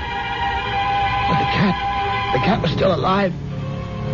And it was regarding me at eye level now. Its fur matted with plaster dust. Its eyes filled with hatred. I tried to crawl toward my fallen rifle.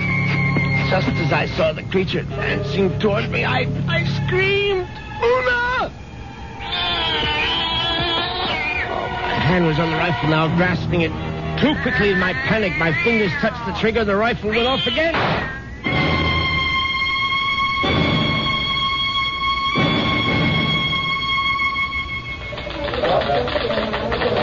Well, that's how Moresby ended up in the hospital, Chief, with a broken leg and a bullet in his hip.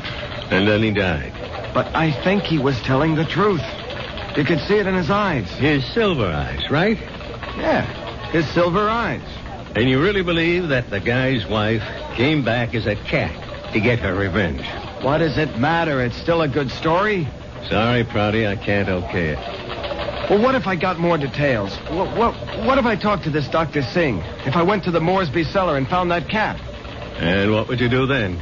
Ask her if she's Mrs. Moresby? I still think it's worth a try, Chief. I'll tell you what, Prouty. What are you doing for lunch? I hadn't thought about it. Well, think about buying my lunch. You? There's a pretty good restaurant right around the corner where the Moresbys live. Now, we can get a bite there and then check out that cellar.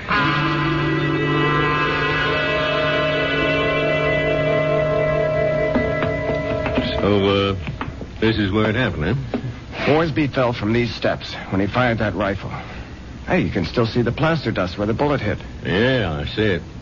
But I don't see any white cat. It might be hiding someplace. Or it might be a figment of his imagination. Maybe so. Hold it.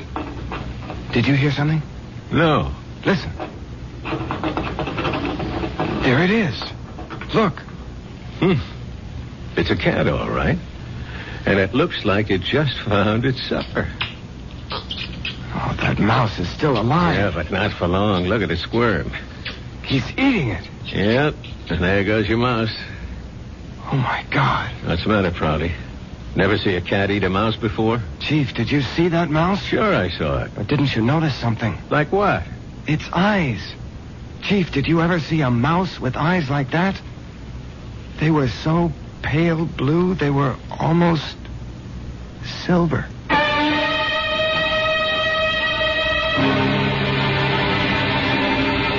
And so the cat and mouse game comes to an end. But according to Dr. Singh, there is no end. Perhaps Richard Moresby will have his turn next in another afterlife. I'll be back in a few moments.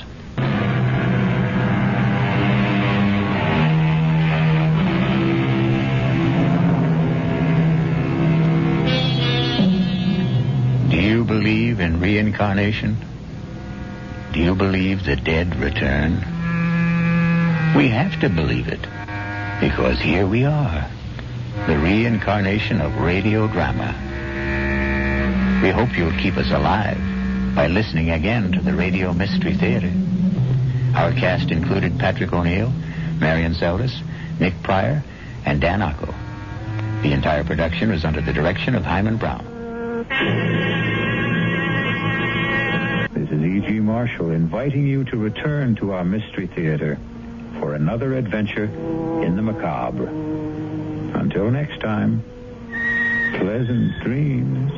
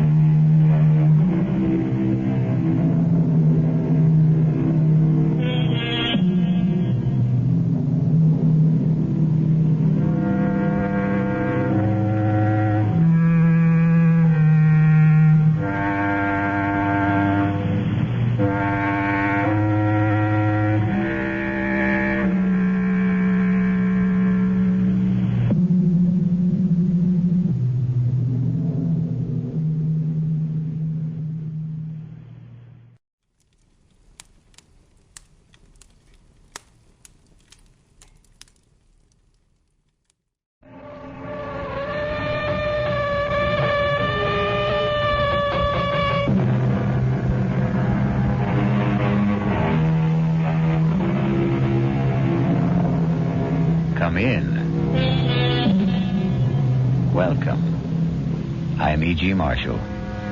Welcome to the sound of suspense, the fear you can hear. For the next 52 minutes, we're going to take you into the world of mystery, into the world of terrifying imagination. The Bullet was written especially for the CBS Radio Mystery Theater by Sam Dann and stars Larry Haines. I shall be back shortly with Act One.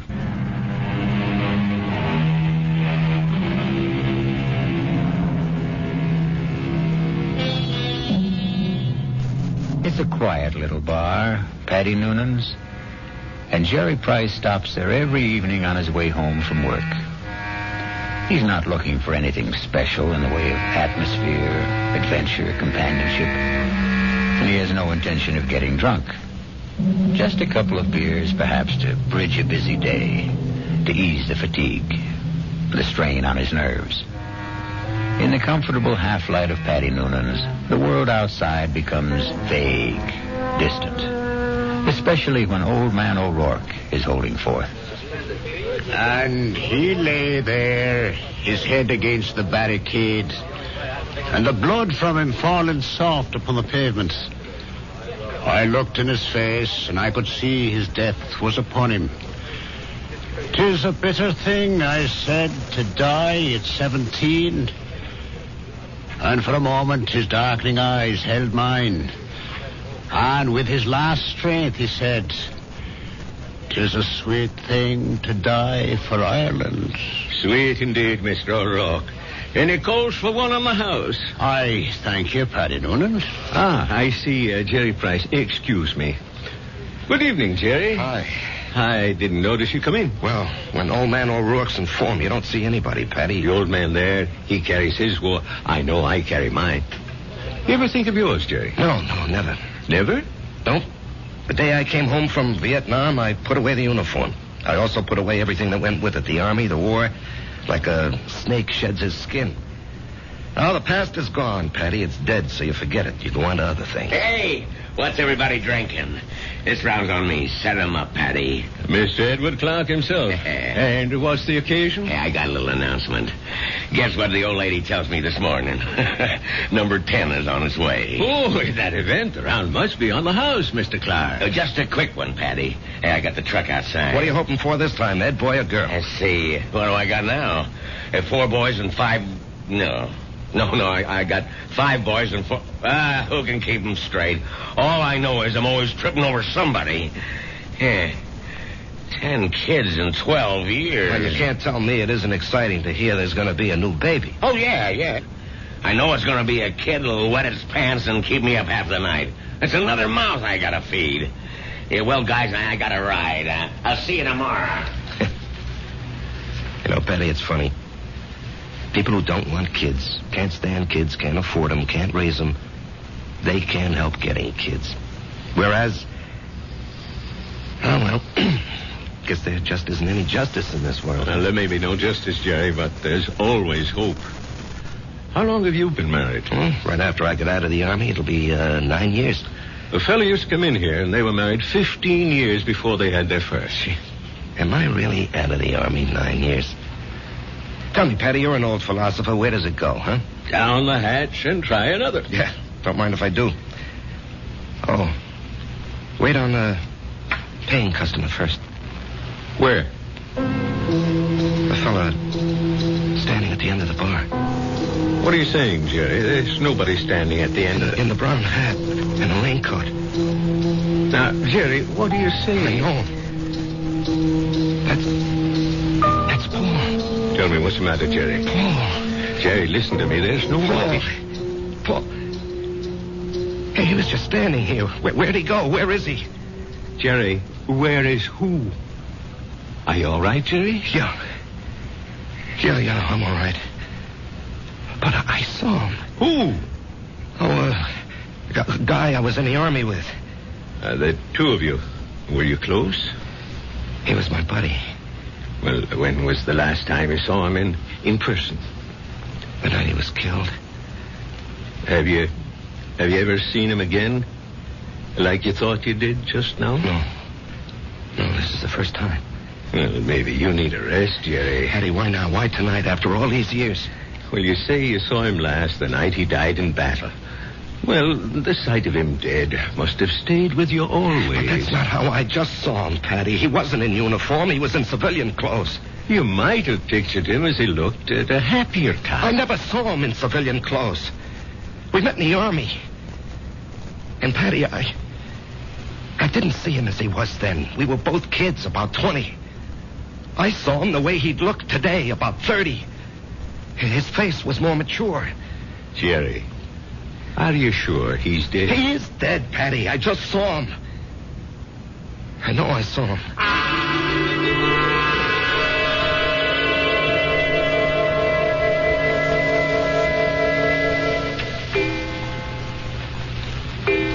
Jerry, it's after midnight. Oh, I'm not finished, honey. I have to clean up these reports, Marge. Honey, a new rule has just been passed in this house. All paperwork shall be done in the daytime. Marge, I have to call on customers. Be reasonable, huh? Am I the kind of wife who makes idle criticism? No, indeed. Constructive suggestions, that's my motto. Northeast Distributors can solve all your paperwork problems by hiring a girl. Honey, I'm lucky to have the job. No, Jerry. You're not lucky. They're lucky. Well, everybody knows you're a terrific salesman. Well, you could get another job tomorrow. More money, less headache. Honey, I couldn't walk out on Joe Keller. Why not? Well, I'll never forget what that man did for me. I came home from the army, a kid with no experience. I needed a job. He took a chance with me. Now he needs me. Oh. Well, I'm just worried about you, Jerry. You look so tired all the time. No, I'm in great shape. Will you go see Doc Steiner? I did, today. Oh, well, it's about time. You needed a checkup. Well, I didn't just go for the checkup, honey. I went for the other thing. Oh, Jerry. Well, he said some people, men, well, they're okay in every way, but it just doesn't work out for them. Jerry, it's all right. No, honey. It's all my fault. Honey. It's just unlikely there can never be any kids. He said unlikely. What he meant was impossible. We've got each other. Yeah. If only you didn't want a child so badly. Now we'll definitely think about adopting. Okay? Yeah, okay. Sometimes that works out even better. Come on, honey. Let me see you smile. Marge, I don't know what I'd do without you. Oh, that makes us even. I don't know what I'd do without you. Come on, get to bed. Yeah, I'll just have a cigarette, huh? Honey, why'd you turn on the music? To make sure you don't try to sneak in some work. I know you can't concentrate with the music going. I'll just be a couple of minutes, honey.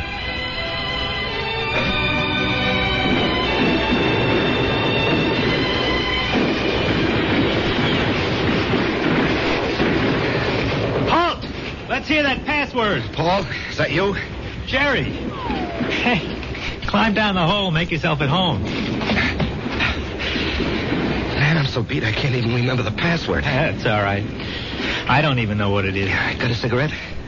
What'd they want back at the CP, Jerry? Patrol. You going? Yep. But you went out yesterday. Well, maybe I better write to my congressman, huh? I don't have any more cigarettes. Here, finish this one.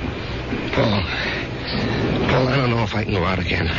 We're being relieved tomorrow. We were promised a rest. I just don't know if I can go out again. But you ain't going out, Jerry. Didn't you hear? I'm going. Oh, no. I'll say you and I made a trade. No, Paul, I can't let some other guy but do... I'm not some other guy. I'm your buddy. What's the matter, Jerry? You never did it for me.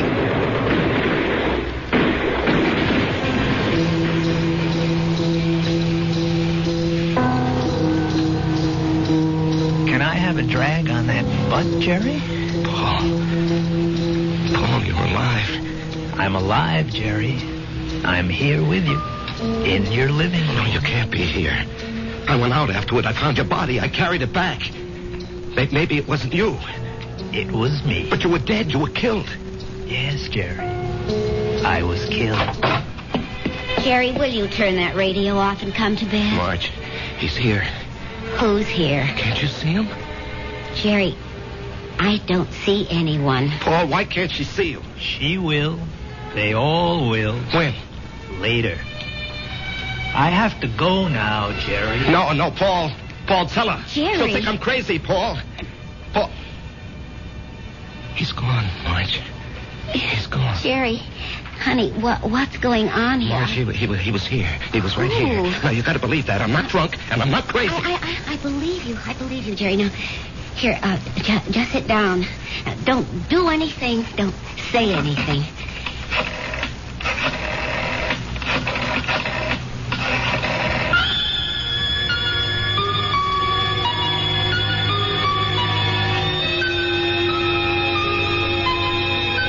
And we know who she's calling.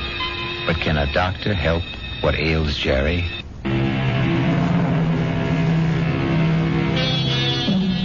And now, Act 2 of The Bullet. Let us trace the path of the bullet. We have a worried Marge, a concerned Dr. Steiner, and a distracted Jerry. Tell me about this man, Paul, you called him Jerry. I said we were buddies, Doctor. That tells it all. Jerry, please don't be so hostile. Dr. Steiner's only trying to help. You were buddies. You came back alive and he didn't. Yo. There's an extensive medical literature on the subject. Oh, I'm sure there is. Jerry. I'm not being hostile, Marge. I know I saw him. Of course you saw him. Well, finally. But that doesn't mean he was there. You see, Jerry, the death of a wartime comrade remains an eternal reproach.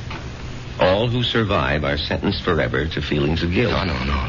Doctor, the wars are fought by kids in foxholes. The literature is written by doctors and officers. That's hardly fair, Jerry. I'm the authority on war, Doctor, because I was a kid in a foxhole, and I don't feel guilty about my buddy. You don't? No. Tell me why. No, you wouldn't believe it. Try me. All right.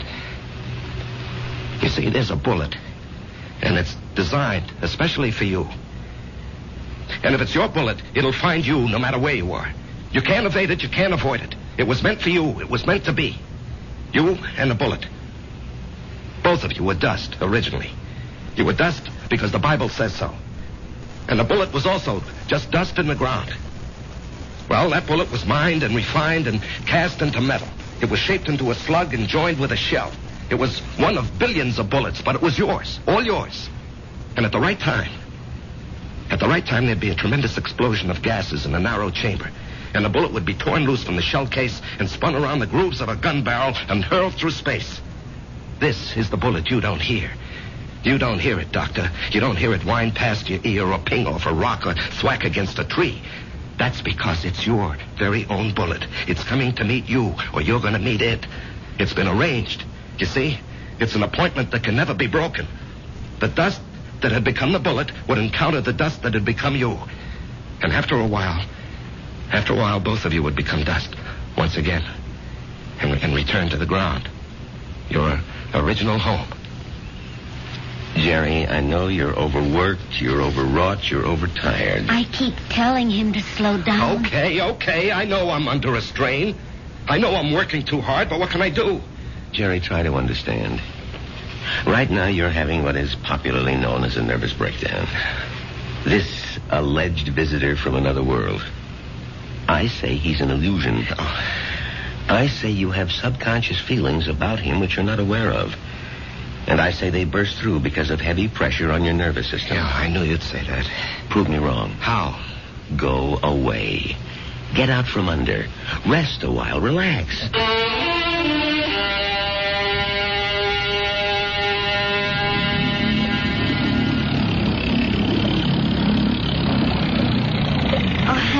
This looks like a good spot.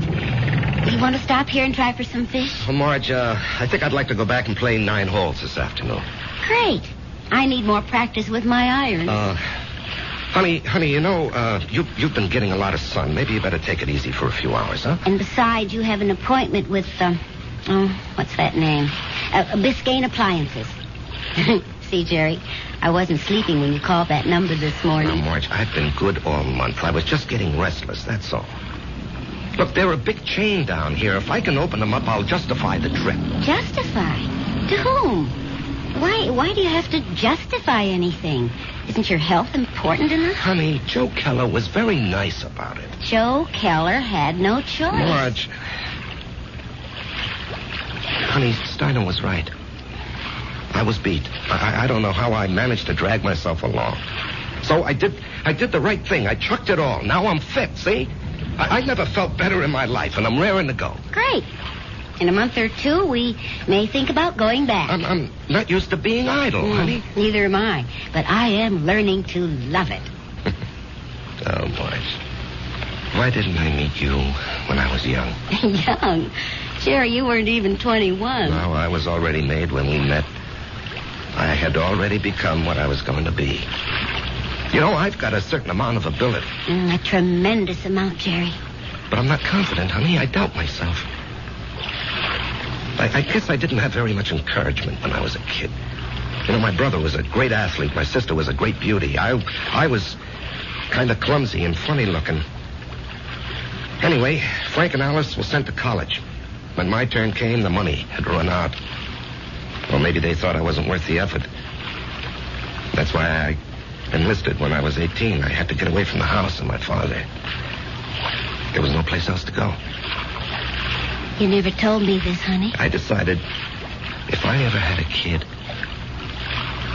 I'd never make jokes at his expense or tear him down in any way. I know how these things cut inside where it doesn't show. I would do everything to build him up and give him confidence.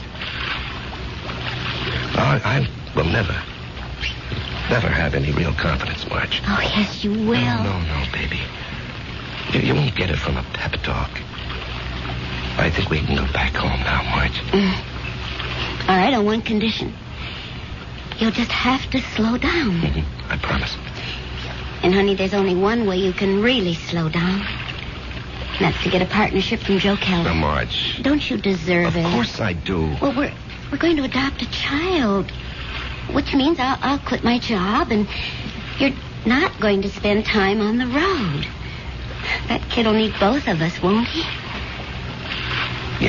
Yes, honey, he will.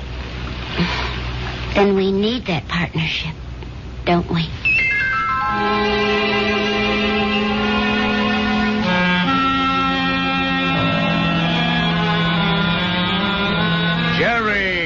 Jerry, baby.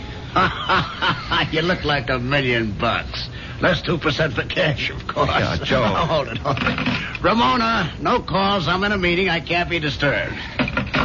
Well, anyhow, Joe, hello. I want you to take it easy for a while, you hear? Yeah, I'm ready for action, Joe. Oh, you think you're ready. Now, listen. I know you had a lot of expenses. I want you to take this little check. It's only $500. I'm strapped for cash this week. I had to pop for a whole new computer setup. But anyway, I decided to increase your bonus to 5%. That'll amount to a pretty sweet raise, huh? Now, Joe. Don't thank me, kid. You're entitled to it. We got to make sure you don't get sick again. Joe, I have to talk with you. Well, sure, kid. What about? Well, it's personal and important. Well, let me buy you lunch.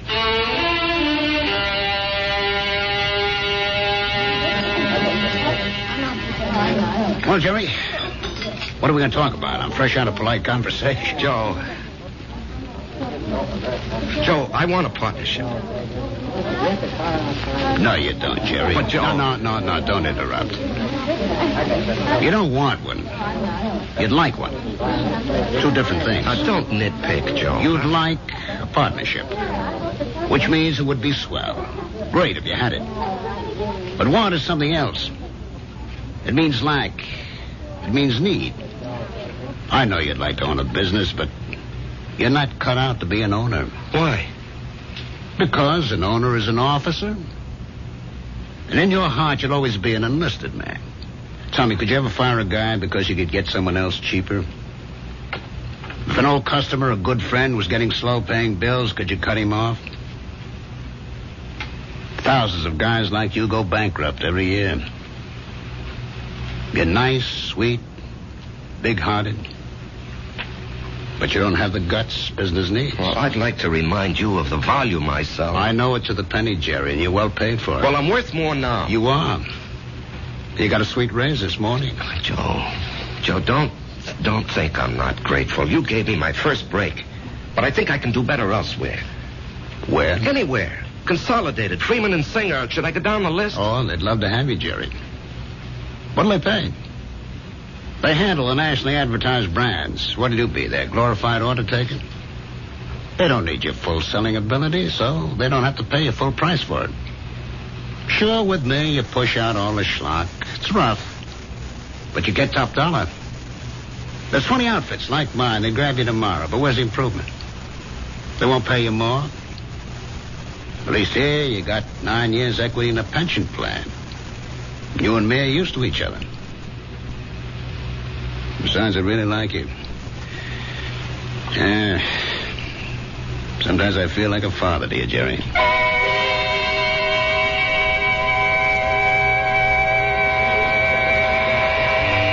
was a fiasco, Patty, a fiasco. And how do I break it to March? Oh, what's it all about, Jerry? Well, at least I don't have to put up with Ed Clark tonight. I think I'd punch him right in the mouth. We'll be deprived of his wonderful company the next 2 weeks. He's tooling that trailer into the southwest. Hello, Jerry. What? Patty, is someone standing behind me? No, Jerry. Paul, will you tell me why? I'll tell you everything, Jerry. When? Soon. I think maybe tonight. Paul, why do you keep popping in like this? I don't know, buddy. I can't control that. Yeah, but Paul. Patty, don't you see anyone? No, Jerry. You didn't hear anyone talking to me either. No. Patty, do you think I'm crazy? Well, maybe you should see a doctor. I saw a doctor. Well, how about one of them psychiatrist fellas? I never even told my wife. I did see a psychiatrist.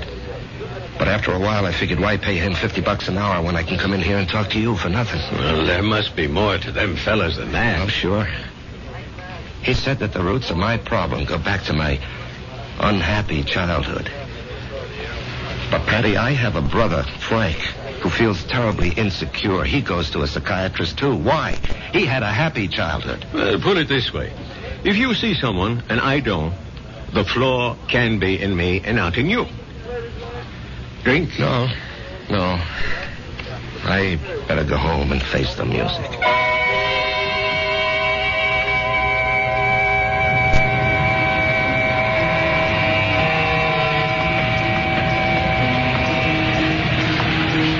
Jerry? Oh. Let's go someplace and talk. Where? Let's go to the parking lot. Sit in your car. It's cold. That won't bother you, will it? Not yet. Turn the heater on for yourself. When will everyone else be able to see you, Paul? In 2 weeks. Oh, that's great. No, it ain't. Why not? Because you'll be dead.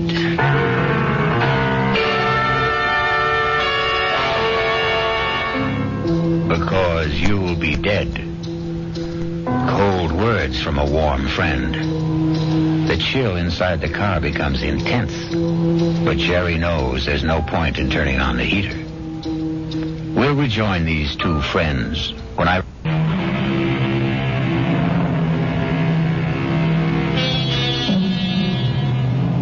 And now we return to the final act of The Bullet and a reunion of two war buddies who haven't seen each other in almost 9 years.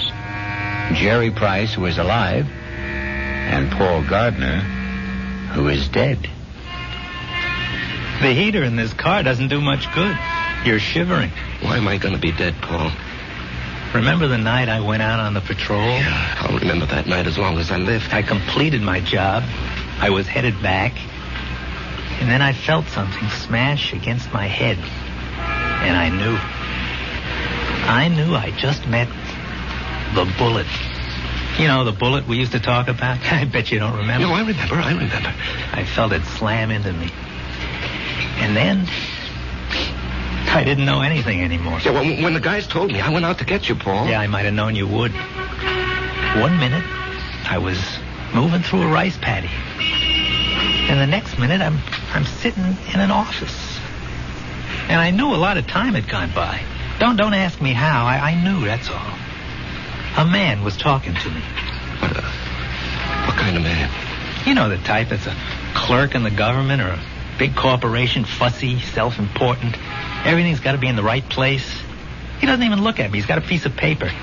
He says, Paul Gardner, you're going back.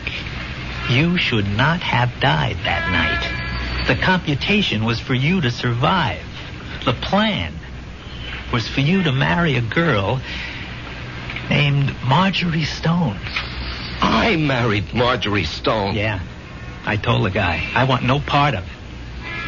And he gives me a look, this clerk does, like he couldn't care less about me or you or anybody else. And he says, come with me. He leads me to a door. It opens. And all I can hear is a hum and a clicking. And all I can see is a computer. I mean, there's no end to the thing. That's all you can see is computer. And he says, there it is, friend. City Hall. Go fight it. By this time, I'm shaking. That machine scared the pants off me. You couldn't see the top nor the bottom of it. There was no end to it, just a machine wherever the eye could see. Well, then what happened? This clerk, he tells me there's a plan. A capital P plan. It calls for me to come home. Not you. Yeah, well, maybe that's fair, Paul. You were always the better man. No. You got more on the ball. You never got a break, that's all. I had the chance to go to school, become somebody. I could have gone into the old man's business, become the biggest hardware dealer in Atlanta. You and me. We both run away to join the army.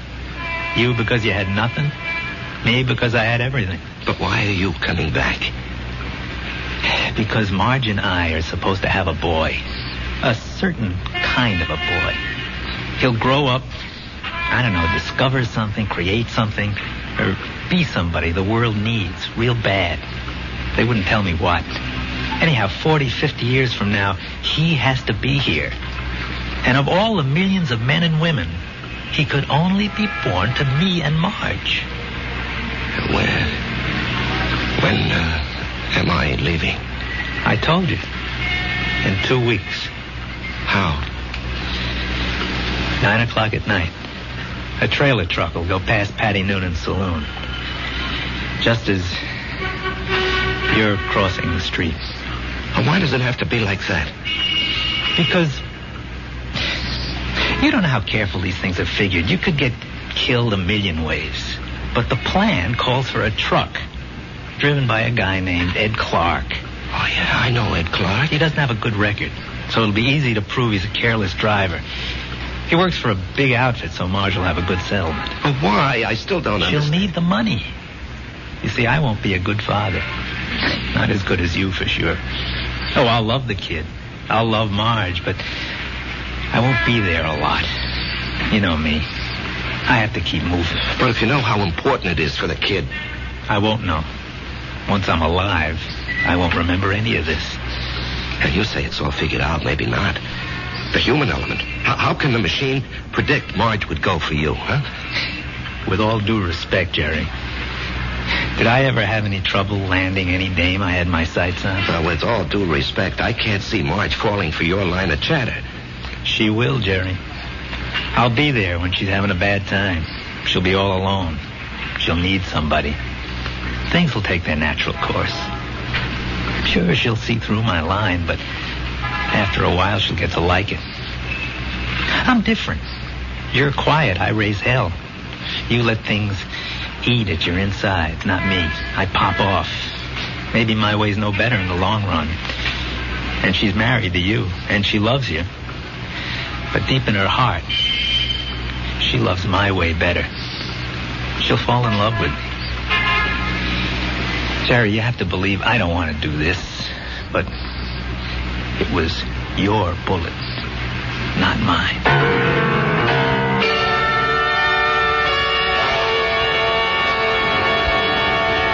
Jerry? What are you thinking about? Oh, a guy downstate wants to cancel a carload of refrigerators, so I'm figuring an approach. Didn't we agree we'll work at home? Yeah, well, honey, this is just thinking. Did you talk to Joe Keller about the partnership? Yeah. And? He said no. Did you give him notice? No, he gave me a raise. Oh. Okay. Marge. Why don't you mix us a drink? Honey, aren't you going to say anything? Mm-hmm. Don't put in too much ice. Marge, please, you don't understand. I understand. I married a certain kind of man. And you're stuck with him? No. I'll stick by him. Because I love him.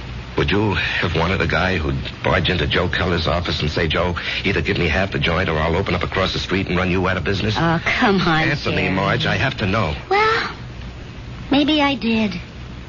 Why didn't you marry him? He never showed up. So you settled for me. That's what's known as falling in love.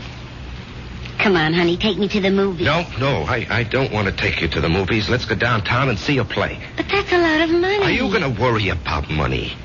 Now, and look, this weekend, would you like to fly out to, say, Snow Valley and ski? Yeah, or how about Las Vegas, huh? Jerry, what's gotten into you? Honey, we're going to have 2 weeks of the most fantastic fun. Why 2 weeks? Oh, what's so special? You? Me? I just want to spend the rest of my life having a ball with you.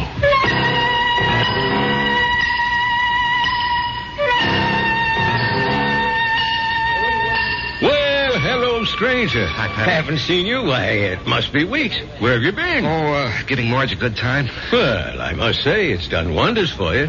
You look so calm. Do I? Do you ever see the little guy who wasn't there?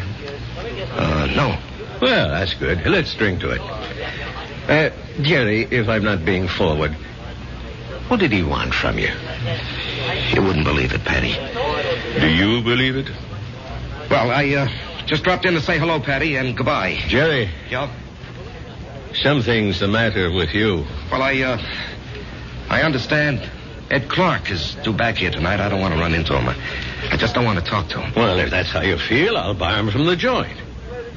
Now, Jerry, something's wrong with you. No, nothing, Pat. Now, look, I'm an old soldier, Jerry. I can tell. No, it's really nothing. Really, is it?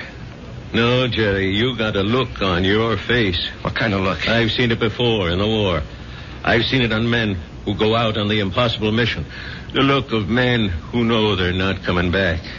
The resigned look. What are you resigned to, Jerry? You have a vivid imagination. I have an imagination. Jerry, whatever it is, don't be resigned to it. Fight it. You can't fight City. I knew it. You're in a fight, Jerry. Well, you can fight anybody. You're an ex-combat soldier, and you weren't afraid of anything. When you were out there, you faced up to death, hunger, despair. What happened to you, Jerry? Where did you lose it? Face up to it now. Whoever he is, spit in his eye. Patty, I can't do anything. Jerry, I'm going to throw you out of here for your own good. Now leave town. Go far away for a while. Fight it, Jerry, fight it. Patty, wherever I go. Listen to old Patty, just take off. Don't you see there's a plan? Who cares? Put up a fight. Why are you so upset, Patty, huh? I don't know. But listen to me. Fight now. Now get out of here.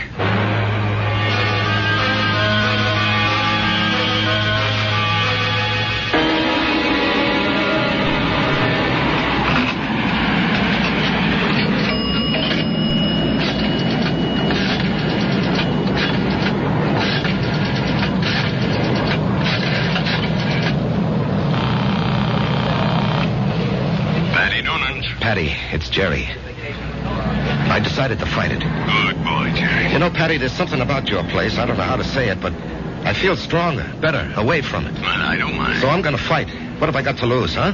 Why should I do what he tells me? Why should I believe him? I don't know what it is, but I agree. I'll see you around, Patty. Universal Airlines, flight number 3 for Los Angeles and Mexico City, now boarding at gate 17. Who you calling, Jerry? Marge, I have to tell him. Oh, Jerry, don't do it this way. There'll be 100 other people on that plane. Do it the way it has to be done. Paul, I have to fight you. Why? Because it isn't fair. Was it fair for me to stop your bullet? Come on, Jerry. Ed Clark will be tooling by Patty's in less than an hour. Paul, I don't know if I have the nerve. I'll help you, buddy. I'll help you. Come on. Hello? Hello?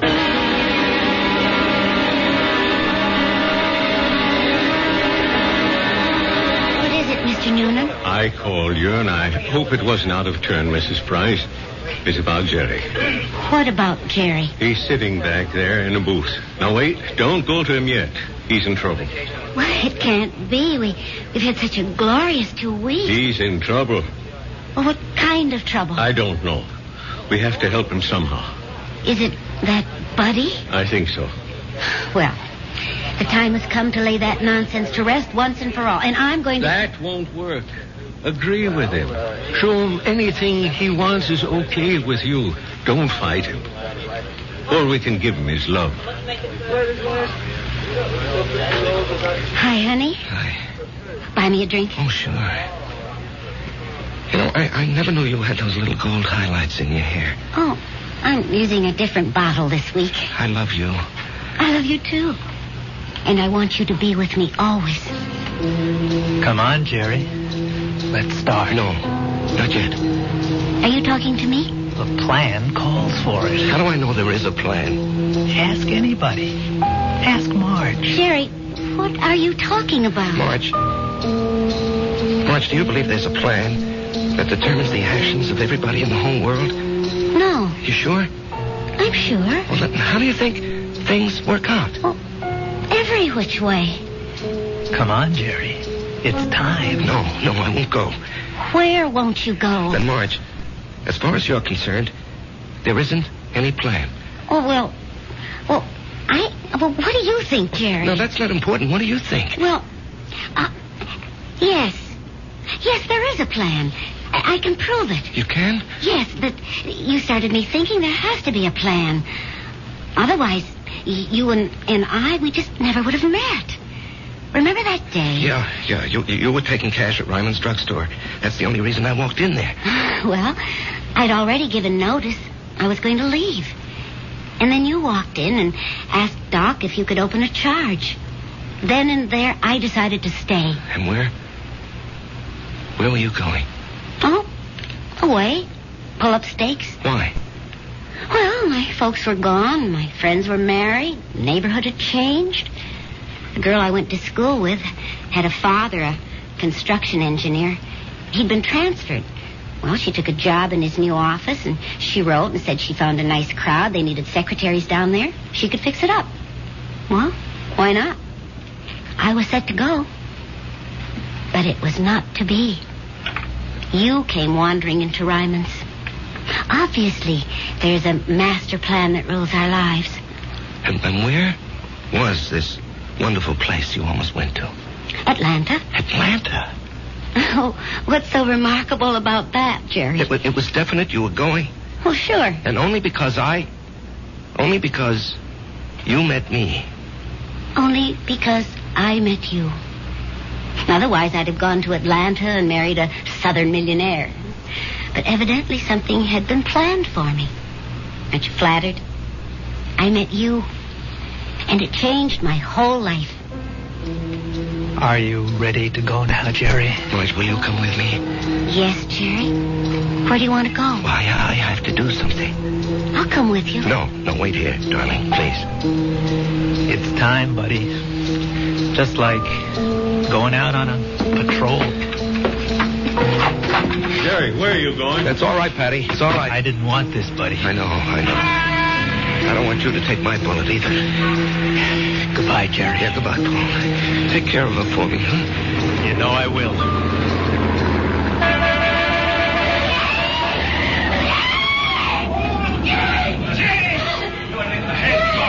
Call the police. Get an ambulance. Oh, Jerry.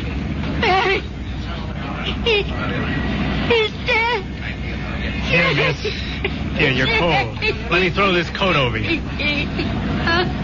She's gonna faint. It's all right. I've got her. We'll bring her into that bar where it's warm. Give her a little stimulant. It's all right. Everything will be all right. Everything will be... It'll be all right.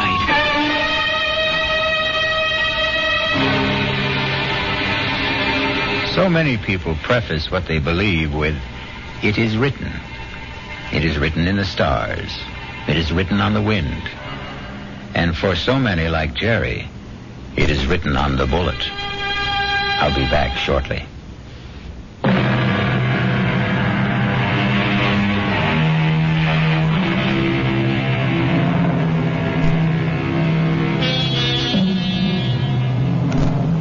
remember an old soldier once told me he wasn't worried about the bullet that had his name on it. What really bothered him was the bullet marked, "To whom it may concern." Our concern is mystery, excitement, suspense, thrills and chills. Our cast included Larry Haines, Evie Juster, Martin Newman, Ralph Bell, Leon Janney, and Danny Ocko. The entire production was under the direction of Hyman Brown. This is E.G. Marshall inviting you to return to our Mystery Theater for another adventure in the macabre.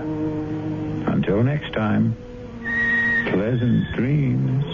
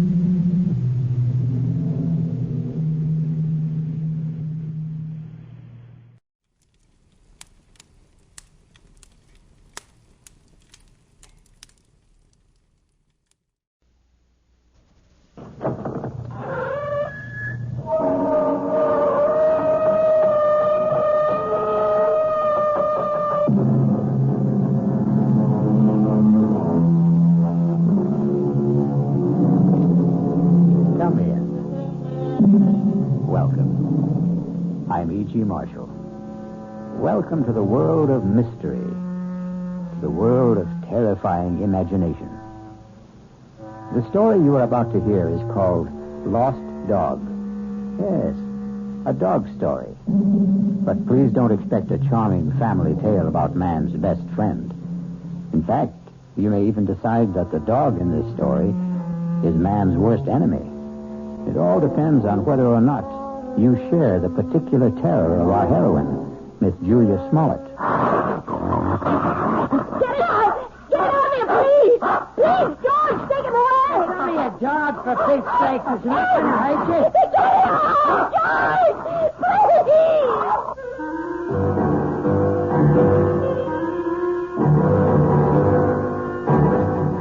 Our mystery drama, Lost Dog, was written especially for the Mystery Theater by Henry Slesar and stars Kim Hunter. It is sponsored in part by the Kellogg Company, makers of Kellogg's Special K cereal. I'll return shortly with Act One.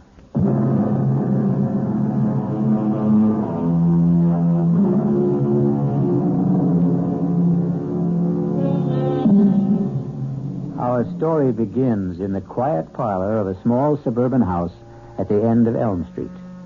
Well, not completely quiet, since young Ronnie Hughes is once again practicing his scales under the gentle, watchful eyes of his piano teacher, Mrs. Julia Smollett.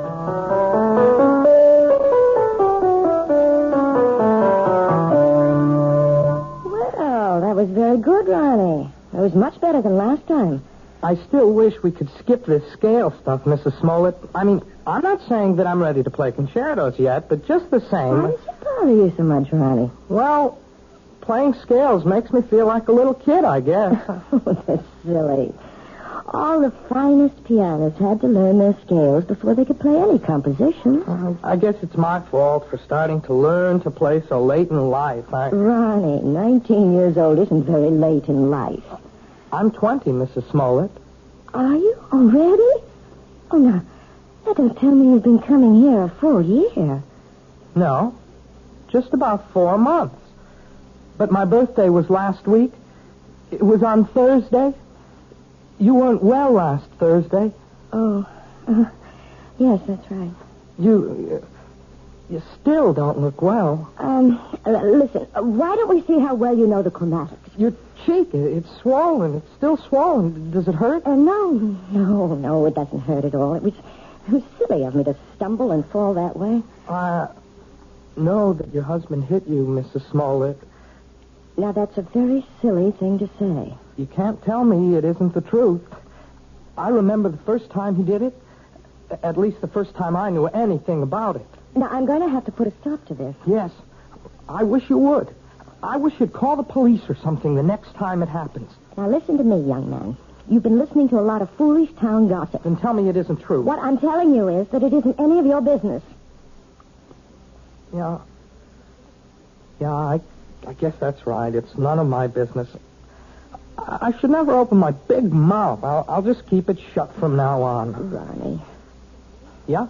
All right. All right, my husband and I had a quarrel. He was drunk, wasn't he? George is in a very difficult occupation. The competition is very keen, and, well, the people he has to deal with aren't always very gentle. I don't know anything about the trucking business, Mrs. Smollett. I just hate the idea of anybody hurting you. That's all. I just can't understand why he'd do such a thing. What did you do to him? Well, if you must know, Ronnie, I won't allow him to have a dog. You what? It sounds silly, doesn't it?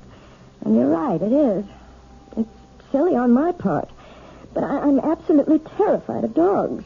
And unfortunately, my husband wants one. He wants one very much.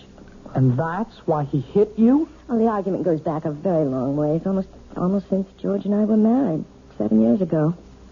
Well, it wasn't much of a problem when we lived in the city.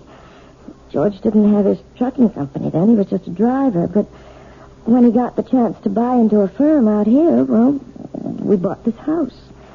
And I guess having a house in the country made George think about dogs and things. But I just don't see what's so important about it. Well, some things become important in marriage. Oh, now, just look what all this talk has done to the time. It's after 6:30. My husband's going to be home in half an hour, and I haven't even started dinner. Will he beat you for that, too? Ronnie, if you keep talking this way, well, I just don't think it would be wise to continue giving you lessons. You don't mean that. I'll see you on Thursday, Ronnie. Yeah. Sure. Bye, Mrs. Smollett. Goodbye, Ronnie. And happy birthday, Ronnie.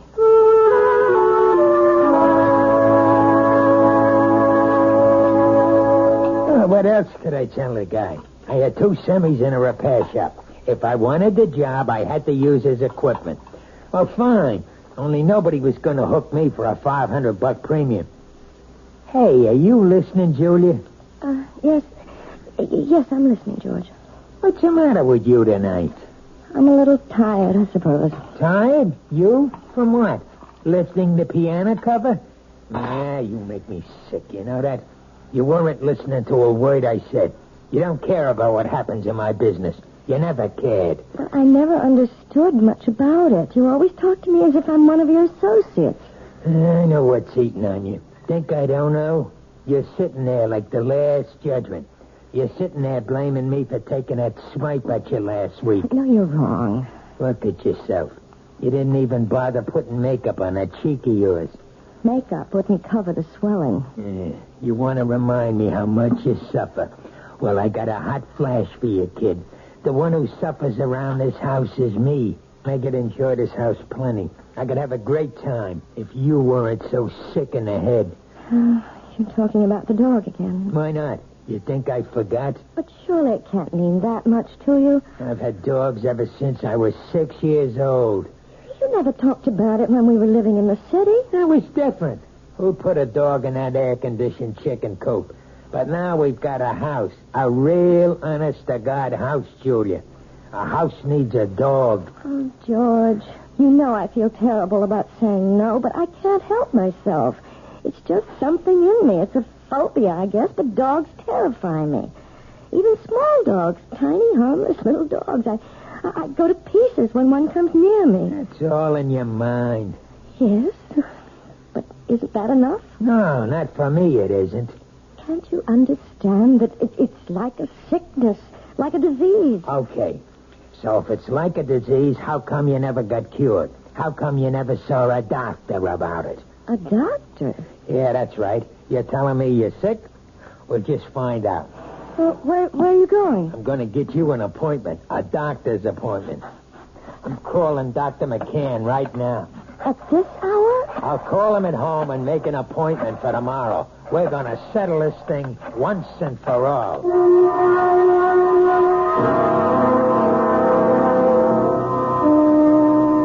Well, Julia, maybe I'm the wrong kind of doctor. What do you mean? Well, if you're serious about getting rid of this phobia, that would take a specialist. You mean a psychiatrist? Oh, some kind of head doctor. I'm sure you realize that people who are afraid of certain things, well, they've usually had something happen to them in their childhoods, some traumatic experience or other that gets stuck in their mind like a burr and won't come out. Doctor, you know we couldn't possibly afford going through analysis. George's company isn't doing that well. He'd never stand for paying all that money week after week. Well, maybe you don't need all that couch stuff. Maybe there's something else you might try. Like what? Do you ever hear of hypnotherapy? You mean getting hypnotized by someone? Not just by someone. I mean someone who can put you under and maybe help cure you of this thing. I'm not saying it always works, but it does sometimes. Oh, I don't know.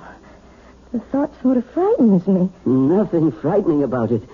It might be just the way to find out why you're really afraid of dogs.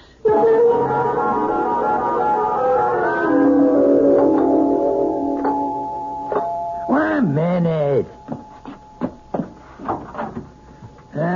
What'd you do? Forget your key? Yes, George, I'm sorry. Why you been so late? It's almost 7:15. I went to a movie after I saw Dr. McCann. I was just so nervous. I had to get out of myself, so I went to this movie, and it lasted longer than I thought it would. Oh, that's great. Just great. Now what happens to my dinner, huh? Dinner's all ready. All I have to do is heat it. That's a fine thing. I come home early to surprise you. You're not even here. I'm sorry, George. Oh, do you think you should have more to drink now? I mean, it won't take me more than 10 minutes to get dinner on the table. Never mind how much I drink. Besides, I'm in no hurry for dinner. I want to know what the doctor said. Well, it's just as I told you, George. There's nothing Dr. McCann can do for me.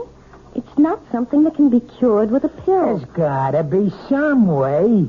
Well, he suggested that maybe a different kind of doctor, a hypnotherapist. A what? Someone who hypnotizes you, who tries to make you go back into your past. It sounds like a lot of junk to me. Well, it might do some good. I really don't know. I'll tell you what would do some good. A little direct action. That's what you need. What are you talking about, George? The only way to learn how to swim is to jump in the water, right?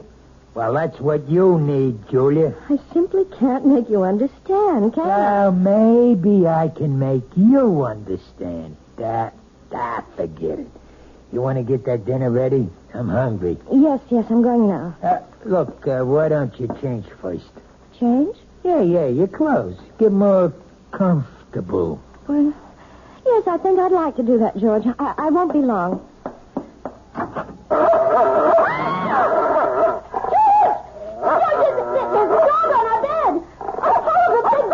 Take it easy. That's my surprise. That's it. Tell her. Please, George, take him away. It's only a dog, for piss sake. He's not going to hurt you. Get it out, George!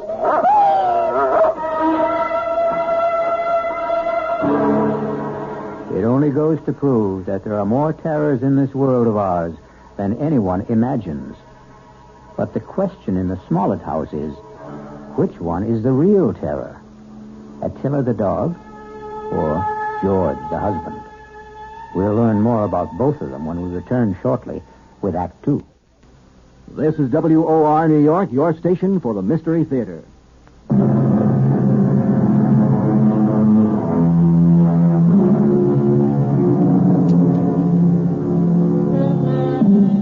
Now let's return to the plight of Mrs. Julia Smollett. The woman whose nightmares take the shape of a barking dog. How long do you want me to board the animal, Mr. Smollett? I don't know. Until that wife of mine gets her head on straight, I guess. Beg your pardon? My wife doesn't like dogs. Took one look at a tiller and screamed the house down. Well, some women get scared of Dobermans. This dog's only 6 months old, for Pete's sake. Practically a puppy. Can you board my dog until my wife gets through with her treatment? Treatment? I don't think I understand. Just give me a straight answer. Oh, yes, sir. Certainly. We'll take the dog for as long as you like. We'll see how long that is.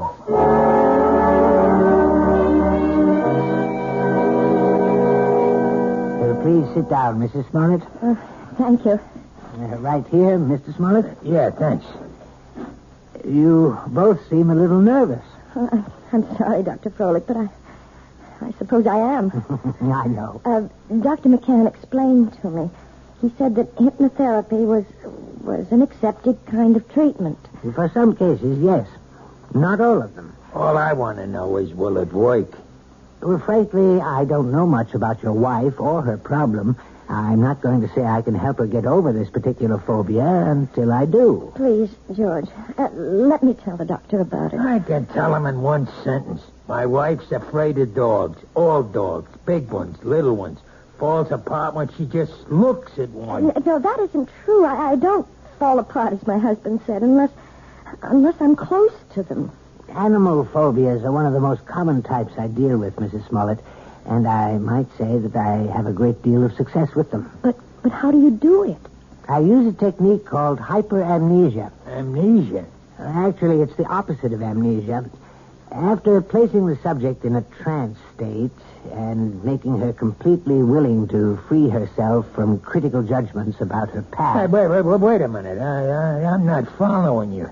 What we do is get the subject to remember long-forgotten, very, very deeply repressed experiences.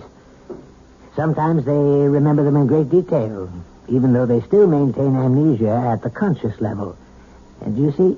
I'm not sure I do. Do you mean you can find something in my mind that I don't even know is there? Possibly. It may take some time. We might need several visits to establish a rapport between us. But if all goes well, we should soon be able to find out if anything in your past is causing this problem. And, of course, that something will most likely concern a dog.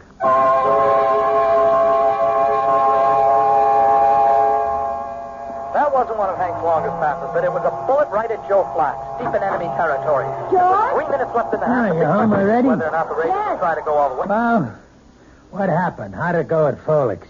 It was all very strange. Oh, come on, let's hear it. Did he get you hypnotized or didn't he? Look, I just want to hang my coat up. Look, I'm missing a big game just because I want to hear. You might as well turn it on again, George, because all that Dr. Froelich did was what he called the first stages. What does that mean? I mean, well, he put me under all right. There wasn't any problem about that. Yeah, I figured that. Tell me what he said about the dog. He didn't say anything, George. Oh, what do you mean? Just that. He didn't start talking about my problem. That's going to have to wait until I'm more receptive. What's he trying to do? Keep stringing you along until he bleeds me dry? Those visits cost $50 each, you know that? I know it's expensive, but you're the one who insisted that I go. $50 a week plus kennel charges.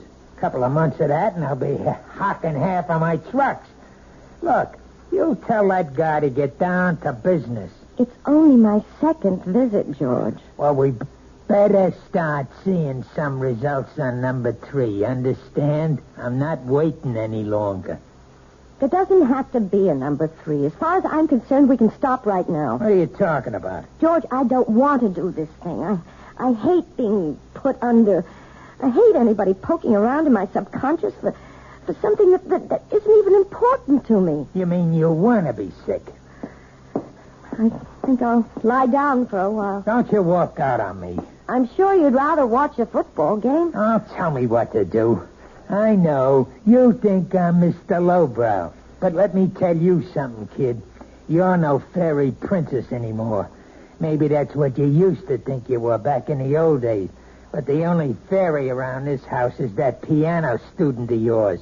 I don't like to talk to you when you're like this. That's what you always say when I'm drinking. Well, I'm not drinking now.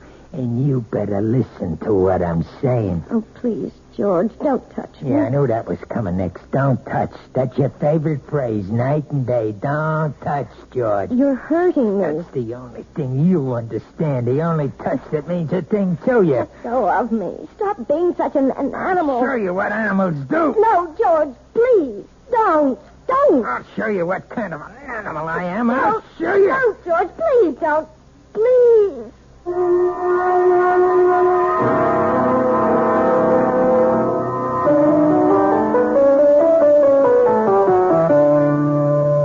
Well, I guess that wasn't much better, was it?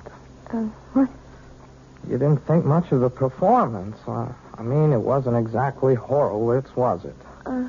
No, it was perfectly all right, Ronnie, really. But you're not all right, are you? Oh, yes, I'm fine. You look awful. No, I didn't mean that. You never look awful. But you're acting so funny today. I'm sorry. I guess I have something on my mind. Can I take a guess? No. What you can take is the next page of this lesson.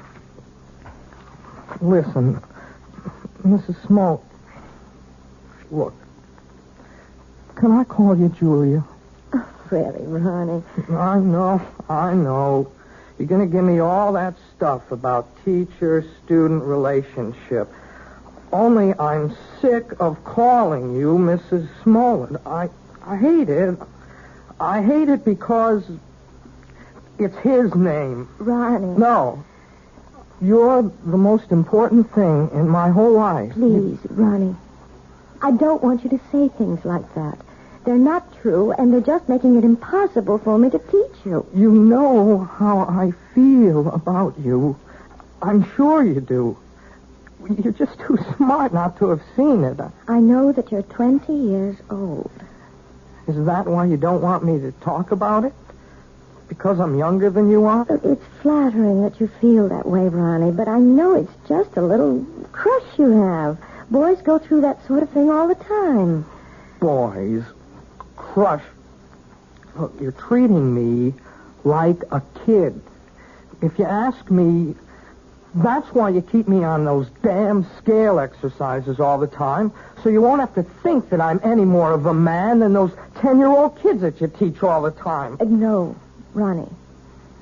I know you're a man. Of course I do. Well, and if you think that, treat me like one. Just once. Please. Please. Let me kiss you, Julia. Just once. Ronnie. Please, Julia. What is it? What's the matter? It's nothing. I just bruised my neck a little, and when you touched it... Your neck? Yes, it's nothing. Is that why you're wearing the scarf today? Let me see. No, Ronnie, don't. Oh, my God. It was just an accident. Nothing but an accident. You're all bruised. Your whole neck. Look at it. I can see more bruises. Down the shoulder. What did he do to you? Please don't talk about it. I can't bear to talk about it. You don't have to. Julia, you don't have to. But he's going to talk about it. With me.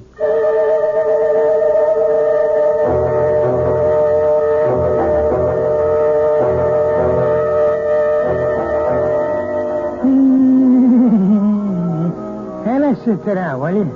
Doesn't that bring back memories? Hey, Julia. What? That song. We used to dance to it, remember? In the girl room, first year we were married. Hey, you want a drink? No, thanks. You're drinking enough for both of us. Makes me feel good. Yes, I know. I should think about wives. They ought to do what their husbands do. A man needs a pal, not just a wife. I'm sorry that I'm not a pal, George. That's why I need a dog, you understand? A man's got to have a friend. Somebody who understands him, you see? You really think that dog, what's his name, would understand you? His name's Attila. Attila. That's an awful name for a dog. A frightening name. Everything scares you, even names. Oh, who the heck is that? I don't know. Hello, Mr. Smollett. Hey, what is this? Since when do you give piano lessons at night, Julia? Ronnie, what are you doing here? I didn't come for a lesson. I came to talk to Mr. Smollett. You want to talk to me? About what? May I please come in, sir? Yeah, sure. Come on, Sonny. Ronnie, you shouldn't have come here. I won't stay long. I just want to say something to your husband. Sure, kid. Go ahead. I wanted to say that I know what you're doing to Julia.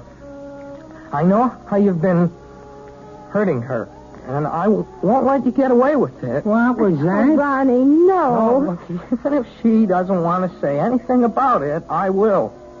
You touch her again, I'll go to the police. I mean that.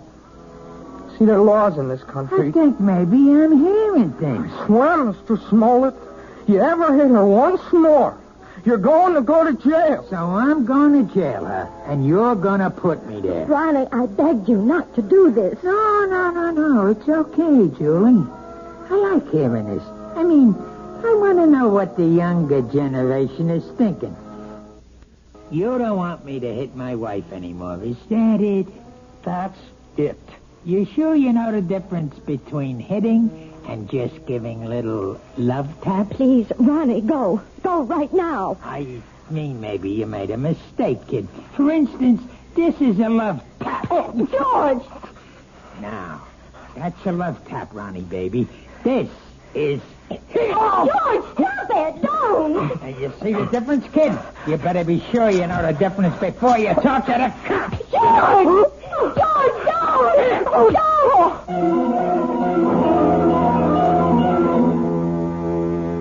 Yes, it's sad to realize that all men who love dogs aren't necessarily lovable themselves. But obviously George Smollett is a man who believes that brute force trains people as well as animals. He may be right in some respects, but perhaps he should be aware of the old saying that every dog has his day. I'll be back shortly with Act 3.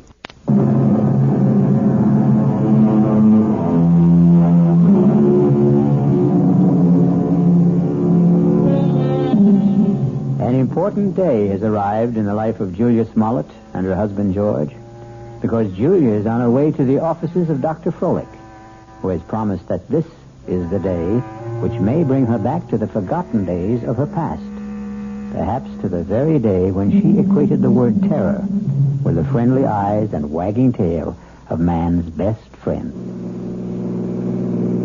This better be the payoff. That's all I've got to say. I hope you're not disappointed, George. Well, at least you're talking to me.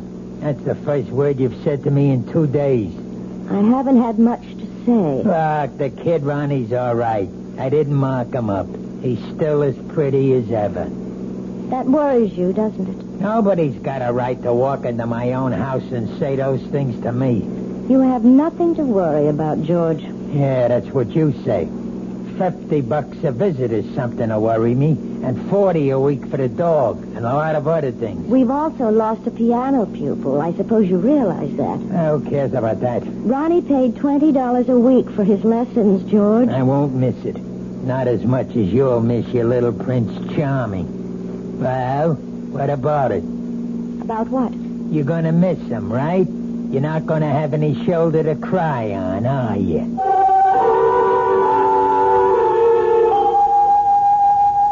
I think I'd better explain exactly what I plan, Mrs. Smollett. We're going to try something called age regression. Age regression? It sounds as if you're going to make me younger. That's almost exactly what we'll try to do. Well, if you can, Doctor, you'll have every woman in America on your doorstep. All I'm going to do is attempt to take your mind back into your own past. I'm going to see if you can relive some of your earlier years. You mean that I might actually remember things from my early childhood? I'm hoping that you'll recall one particular thing. The thing which you've been concealing from your adult self for a very long time. It's rather frightening, isn't it? No, you mustn't fear knowledge, especially self-knowledge. Now, we'll just draw the window shade and we'll get started.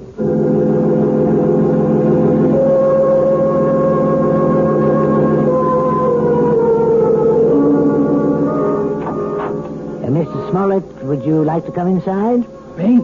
You mean you're all through so fast? No, we're not through, but your wife is in a deep trance, and I thought you might want to be here when we begin the age regression attempt. Well, sure, if you want me in there.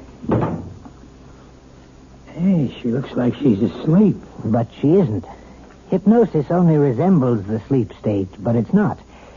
Mrs. Smollett is very much awake. Yeah? Mrs. Smollett, Julia, you may open your eyes now. Ah, that's fine.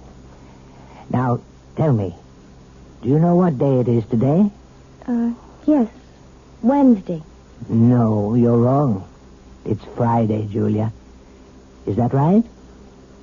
Yes, Friday. No, Julia, it isn't Friday either.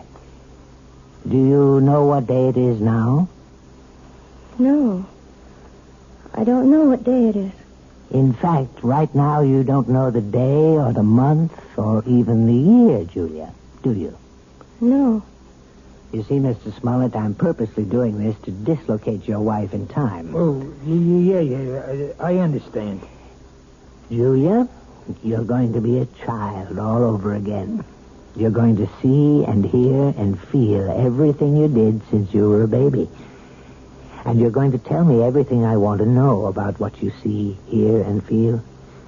You're going to answer all my questions starting right now. You understand? Yes. Julia, you are 1 year old. Do you hear me? You're an infant, only 1 year old. Tell me what you know, Julia. Tell me if you're afraid of dogs.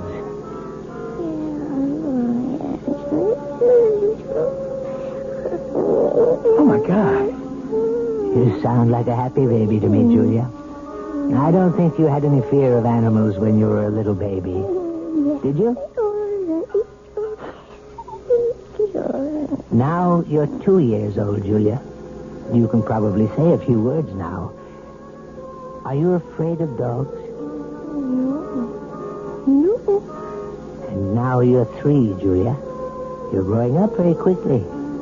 Now you're a big 3-year-old girl. And are you afraid of dogs now, Julia?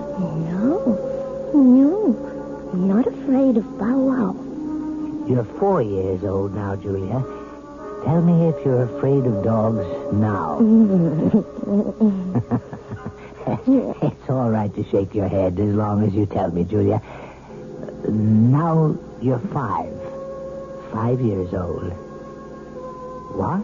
Still not afraid of dogs? No, I'm not afraid. Now you're 6, Julia. 6. This can't go on forever. Please, Mr. Smollett. Not afraid at 6, Julia? Then let's be 7 years old. You're 7 years old. Still not afraid, are you? Now, what about 8? You're an 8-year-old girl now. Topper. What was that? Topper. Poor Topper. What's she saying? Julia, who is Topper? Is Topper a dog? Topper's my dog. Where is Topper now, Julia? Topper's dead. They put Topper away. Then they killed him, and it's all my fault. What's your fault? What did you do, Julia? No. It's his fault. It's Bobby's fault. Who's he, Julia? Is Bobby a friend of yours? I hate him. He teases me all the time. I'm glad I did it. I'm glad. Only don't kill Topper, please. Please don't kill my dog. Does all this mean something? Yes, it means a great deal, Mr. Smollett. Julia, now please listen. I want you to tell me all about Bobby and Topper. Bobby lives next door. He's 10. He teases me. He pulls my hair. He tore my dress. He put mud in my shoes, and he hit Topper with a rock. Mommy! Mommy! What happened, Julia? Why are you calling your mother? What's happened to Bobby? He's killed him. He killed him. Who? I warned him. I told him what I would do. I told him. Was it Bobby you warned? Take him, Topper. Kill him. Kill him. Kill him. Oh, my God. Quiet. Julia, listen to me. I want you to explain everything to me very clearly. Did you tell your dog to hurt Bobby? Yes. Did he hurt Bobby? Did Topper kill him? No, he hurt Bobby. He didn't kill him. He hurt Bobby in the neck, but they killed Topper. They killed my dog. And it's my fault. It's my fault. Well, I think we found the lost dog.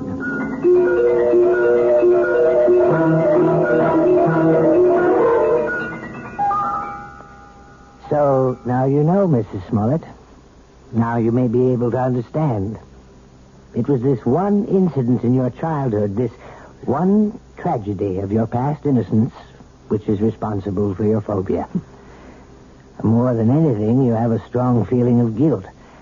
You blame yourself for what happened to little Bobby, when in all likelihood you were not in any way at fault. No, Dr. Froelich. You're wrong about that part. It was my fault. I remember it all now. You probably just wished that Topper would turn on the little boy, and you saw your wish become a reality. So you accused yourself of a crime. I didn't wish it. I told Topper what to do. I hated Bobby so much I wanted him to sink his teeth in that little boy's throat. Well, at least you've brought it all into the light, Mrs. Smollett. And something tells me that it won't be long before you'll willingly accept the love and friendship of a dog again.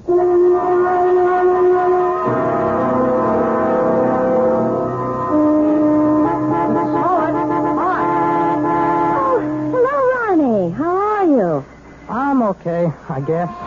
That looks like a brand new car you're driving. Oh, yeah, it is. My parents gave it to me for my birthday, but, well, it took a couple of months to get it here from the factory. Well, you see, I wanted a couple of special things done to it. It's very handsome, Ronnie. I'm sure you're enjoying it. Yeah, it's great.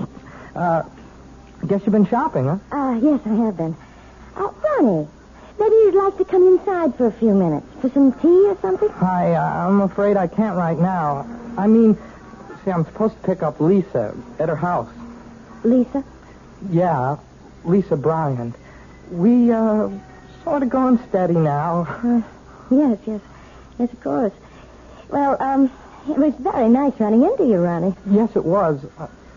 Hey, by the way, you're looking, you seem real fine these days, Mrs. Smollett. Yes, Ronnie. I'm really very fine. Now I've got to go inside. It's time to feed Attila. Who? Goodbye, Ronnie.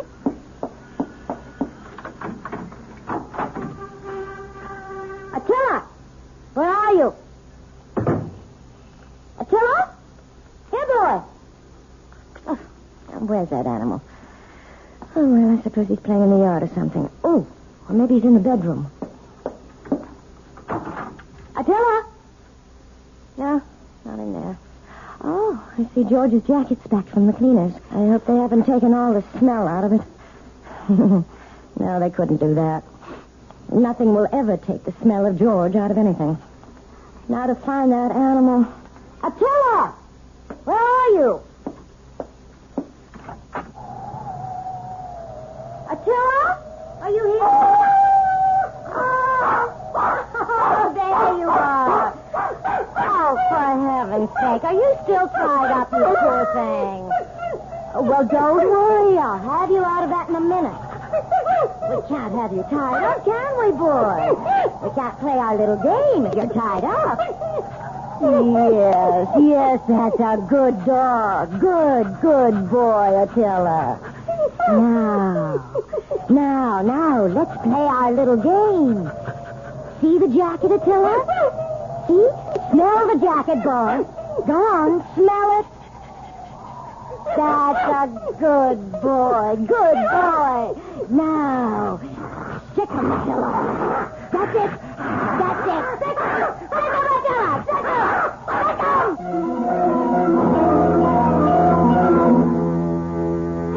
Who said a dog has to be man's best friend? Why not woman's best friend? Especially a woman like Julia, who is just learning how really helpful a dog can be. Or rather, she's remembering how helpful. And one day soon, George Smollett will come home to a very surprising greeting from his own pet. I'll be back shortly.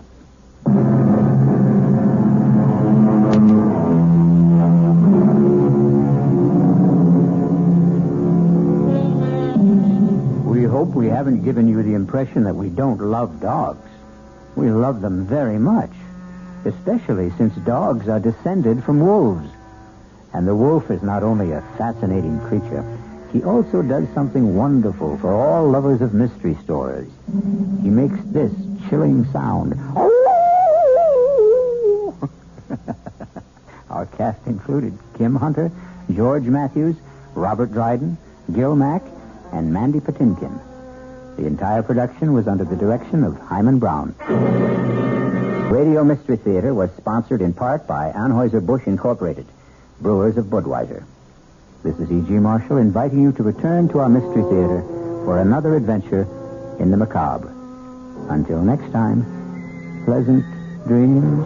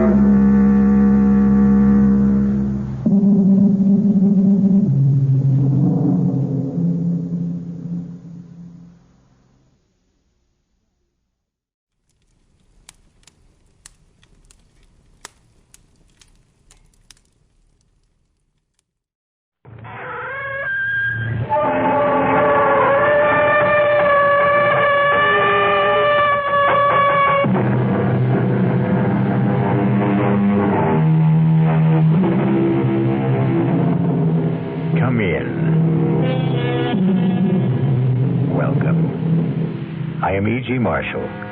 Welcome to the world of terrifying imagination. Our story deals with fate. Some call it luck. Whatever it is, it works in the strangest ways to reward us or defeat us. Fate walked into Charles Powell's life in the person of Clint Livitz. Now, look, Clint, or whatever your name is, I don't like you, and I don't like your insinuations. Now, if you don't get out of my office and leave these premises immediately, I'll have you put out. You must be putting on an act, Mr. Charles Powell. Maybe this'll jolt your memory. 3541063. What? Yeah. I thought that would do it, Charlie. I thought that might help you remember.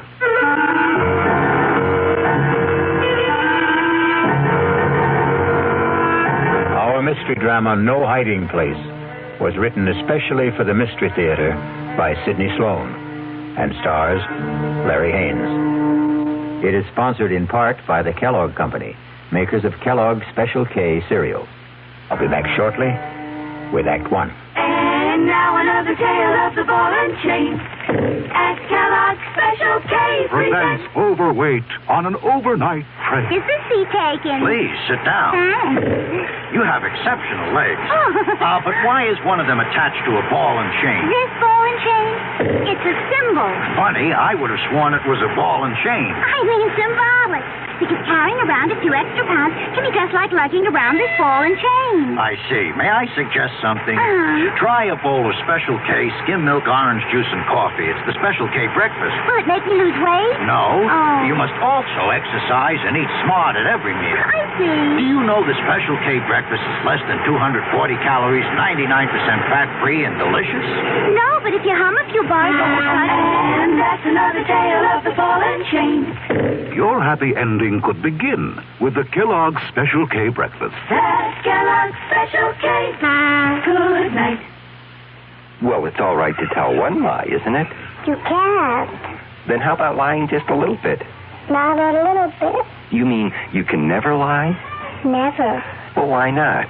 Because when you tell a lie, Yeah. it gets dark inside your heart. You mean that just one lie will make your heart dark? Makes you sad, too. Oh. Then what should you do if you tell a lie? Well, you just say I'm sorry. And then what? Then the light goes inside your heart. Oh, the light goes on? Yeah. Oh, a light doesn't really go on in your heart, does it? Yes, it does. Well, how do you know? Because the light in your heart will shine in your eyes. Oh. And then you'll be happy. I wonder why people tell lies.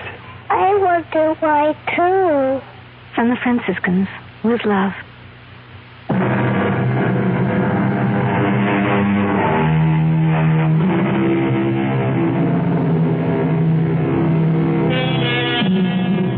Everything looked right to Charles Powell that crisp September morning when he walked into his executive office at the J.P. McCready Company. And why shouldn't it? Charlie Powell was a big shot there. At 37, executive vice president of one of the largest manufacturers of heavy construction equipment in the country. And he had done it all in less than 12 years. It was a real-life Horatio Alger story, even to his being engaged to J.P. McCready's daughter, Allison. How could anything go wrong? But it did, the moment he walked into his private office. Yes, Elsie. There's someone to see you. Appointment? No, sir, but he says that you'll see him. Mr. Powell, maybe I'd better come in and explain. Yes, all right, come in. Sorry if I sound strange, but really, Mr. Powell, that man is kind of frightening. Frightening? Well, he just sits there and grins at me. I told him he didn't see people without an appointment. He said, oh, he'll see me. Just tell him it's an old friend, Clint. You know anybody by that name? Clint? No, it doesn't ring a bell. All right, send him in. I'll get rid of him. Okay. Don't say I didn't warn you. Mr. Powell will see you. Nice of you to see me, Mr. Powell. Well, I try to see everybody, Mr. Just Clint. I don't think you ever knew me by anything but Clint. You must remember, Mr. Powell. Well, I'm sorry, but I don't... Come on, give it a try. Give it a good try. Now, look here, I'm busy, and I have neither the time nor the patience. You must be putting on an act, Mr. Charles Powell. Maybe this will jolt your memory. 3541063. What? Yeah. I thought that would do it, Charlie. I thought that might help you remember.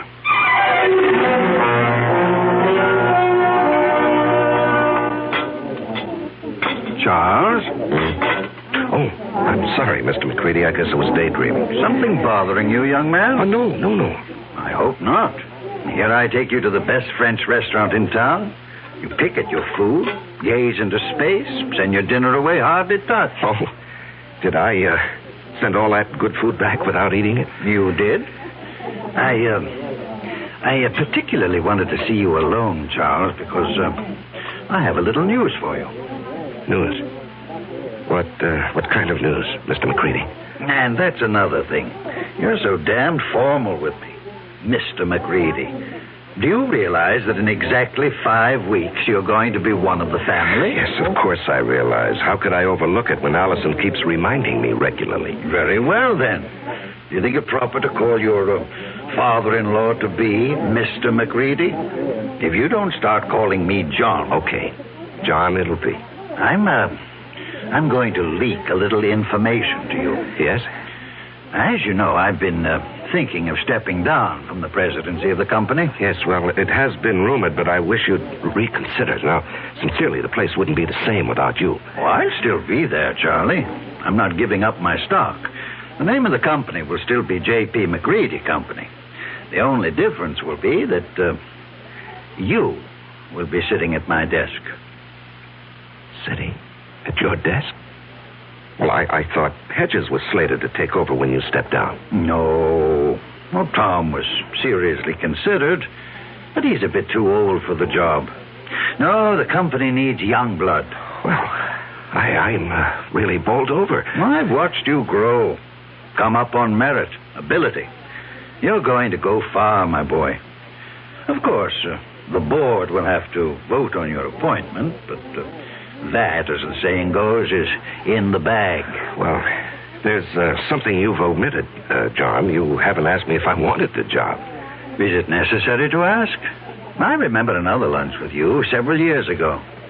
We got talking about ambitions, and you said that you would never be satisfied with second best. It had to be the top job, or you'd move on. Yes. But that was before this morning. What? Nothing. Just mumbling. I'd like to know how you feel about it, Charles. Well, even to be considered for the position is an honor, Mr. John. And your answer? Let me think it over. I must think it over.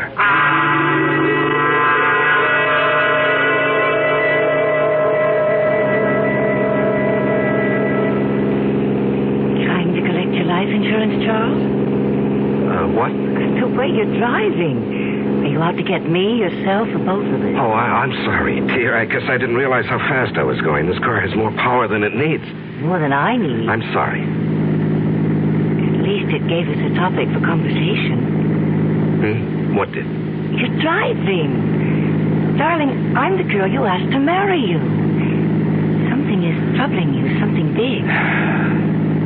Allison, did your father tell you what he's planning? Dad never tells me anything. I have an idea he thinks of me as a bird brain. He wants me to take over the presidency of the company. That's marvelous. Couldn't have made a better choice. Well, you're prejudiced. But it's a nice kind of prejudice. I don't think I'll accept. What? But, darling, it's right for you.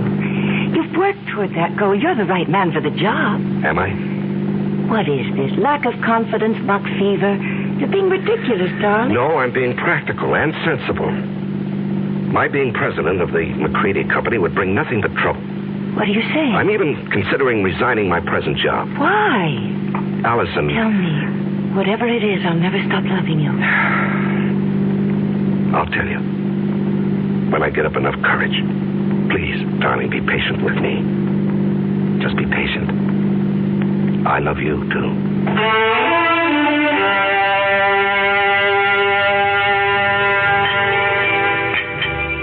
So you finally got here. Thought you were going to forget our appointment. You didn't really think that, Clint. Oh, I know you'd come. You wouldn't dare not to come. Sit. You got it with you? Yes, I've got it. In small bills. 5 tens, as specified. Let's have it. Here. And a pretty manila envelope, too. Nice and neat. Thanks. Now, look, I don't know how much longer I can do this. You'll do it as long as I say. And if I run out of money? You'll just have to scrounge around and find more. Well, I'm thinking of quitting my job. You wouldn't want to do that, Charlie. Well, suppose it gets too much for me and I say, go ahead, spill what you know. Oh, you wouldn't do that. You're going to marry a very rich girl. A couple of extra yards ain't going to change your manner of living.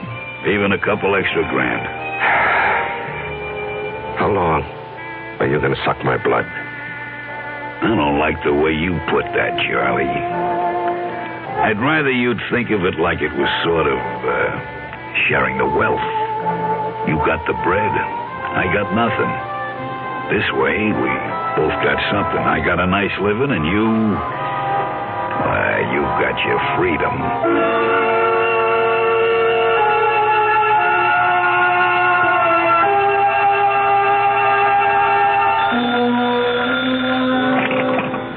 Hello? Charles? Oh, yes, Mr. yes, John. Sorry to bother you at this hour. You wanted to sleep, were you? At 10:15, no. The reason I'm calling... Yes. Is something bothering you, my boy? Well, I've had some things on my mind lately. I'm sorry it was so noticeable. Well, it occurred to me that a young man gets a bit absent-minded as the day of his wedding approaches. Perhaps a bit frightened. No, it isn't that, J.P. Oh, excuse me, John. Someone's at my door. Hold on. Just a moment. Forgive me for coming here. I've got your father on the phone. Come in, darling. Hello, John. It was just the porter with a package. What were you saying? Oh, nothing really. I'm just concerned. Whatever's troubling you can be taken care of. I'm backing you all the way. Well, I appreciate your feelings, J.P., but there really is no cause for concern. I'll snap out of this in a day or so. Good. It's reassuring to hear you say that. Now, forgive me for disturbing you. No, I wasn't disturbed. Thanks for calling. Good night. Good night, J.P.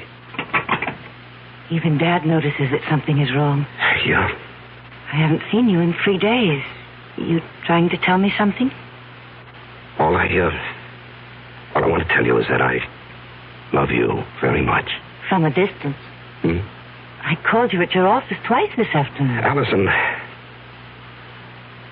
Allison, I can't keep this from you. I thought I could, but every day, every hour, it grows bigger. Until now, it feels as though it's going to engulf me. And you, our life, everything that has meaning for me. Darling. No, hear me out. And then if you want to go out that door quietly, I won't say anything more, and you can forget that you've ever known me. Loved you? Are you trying to say you don't want to marry me? That you stopped loving me? Darling, it's because I love you that I'm going to tell you. I considered keeping the whole matter from you, riding out the trouble and probably overcoming it. Darling, how little you know me. No matter what the trouble is, I want to be with you. If you want me. Allison, I'm a fraud. What? I'm not Charles Powell. It's a name I assumed to hide my real identity. Want me to go on? Yes, darling. Go on. At the age of 22, I was charged and convicted of murder and sent to San Quentin for life. I was innocent. Evidence, circumstantial evidence. Court-appointed attorney who didn't know what to do or didn't care. A weak effort to appeal, which was refused, and there I was, at 22, in prison for life. Chance of a parole only after serving 20 years. I'd be old, all my young life confined in prison. So, when I had a chance to get out... You escaped. And ran for 2 years. Do you know what it means to be hunted? You can't get a job, you have no place to live, you can't ever sleep for fear someone will see you and turn you in. Oh, darling. I was ready to give myself up when I suddenly discovered that it wasn't necessary to run any longer. I picked up a 2-week-old newspaper and read a report of my death. What? Yes, a man had been burned to death in a flophouse fire. The only thing he had on him was something that I had kept, my only possession. A locket belonging to my mother. It had a picture of her taken when she married my father. And it had been stolen from me as I lay asleep in a freight car. I guess the thief thought it was gold. It was just cheap gold plate. And the man was identified as you? My mother and father's names were inscribed on the back. The man was so badly burned that the locket was the only thing that could possibly identify him. And after 2 years of hunting, the authorities were glad to close the file on Robert Hagen. Robert Hagen? Sounds so strange. The name doesn't fit you. Well, it sounds strange to me, too, now. Darling, I'm innocent. I never did it. It was all a mistake. I don't doubt that for an instant, dearest. I only wish you'd never told me. I had to tell you. You see, someone knows who I am. He's blackmailing me.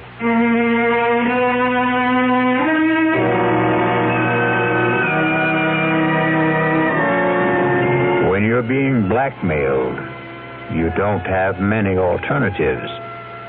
Charles Powell's whole life, his future, the happiness of the woman he loves, all hang by a very thin, flimsy thread. I'll be back shortly with Act 2. I'm Hy Brown, producer of Radio Mystery Theater. And as you may imagine, I'm excited about this new adventure in modern radio, this new statement of radio's marvelous power to stir the imagination. Now, we're wondering about your reaction, about who you are and how you like what we're doing. So to encourage you to get in touch with us, we're holding a drawing for 3 weeks. 50 prizes a week, 2 AM/FM stereophonos, 2 travel clock radios, and 46 anthologies of modern suspense. Just mail us your name and address, and you're eligible. Of course, we'd like knowing whether your glad radio drama is back, but name and address will do it. To Mystery Theater, Box 50, Radio City Station, New York, 119. That's Box 50, Radio City Station, New York, 119. All for good everywhere, unless locally prohibited. It's always a pleasure to add beautiful new furniture to your home. And it's even more a pleasure when you can save substantially on its purchase. You can do both this week at Adele Hunt's, 7015 Snyder Plaza during Adele Hunt's great winter furniture clearance sale. Take advantage of Adele Hunt's staff of professional interior designers at no extra cost, of course, and save on such famous brands as Henriton, Drexel, Thomasville, Lazy Boy, and many others. For instance, there are exciting accent pieces on sale from Baker, Tomlinson, and Irwin Lambert. The hundreds of fine values in bedroom, dining room, living room, and occasional furniture may not be equaled again. Even a large selected group of lamps and pictures are as much as 60% off the regular price. So shop early while selections are good during Adele Hunt's great winter sale. Adele Hunt's, 7015 Snyder Plaza, near the corner of Lovers Lane and Hillcrest in University Park, where Dallas buys with confidence. Open tonight till 9 p.m.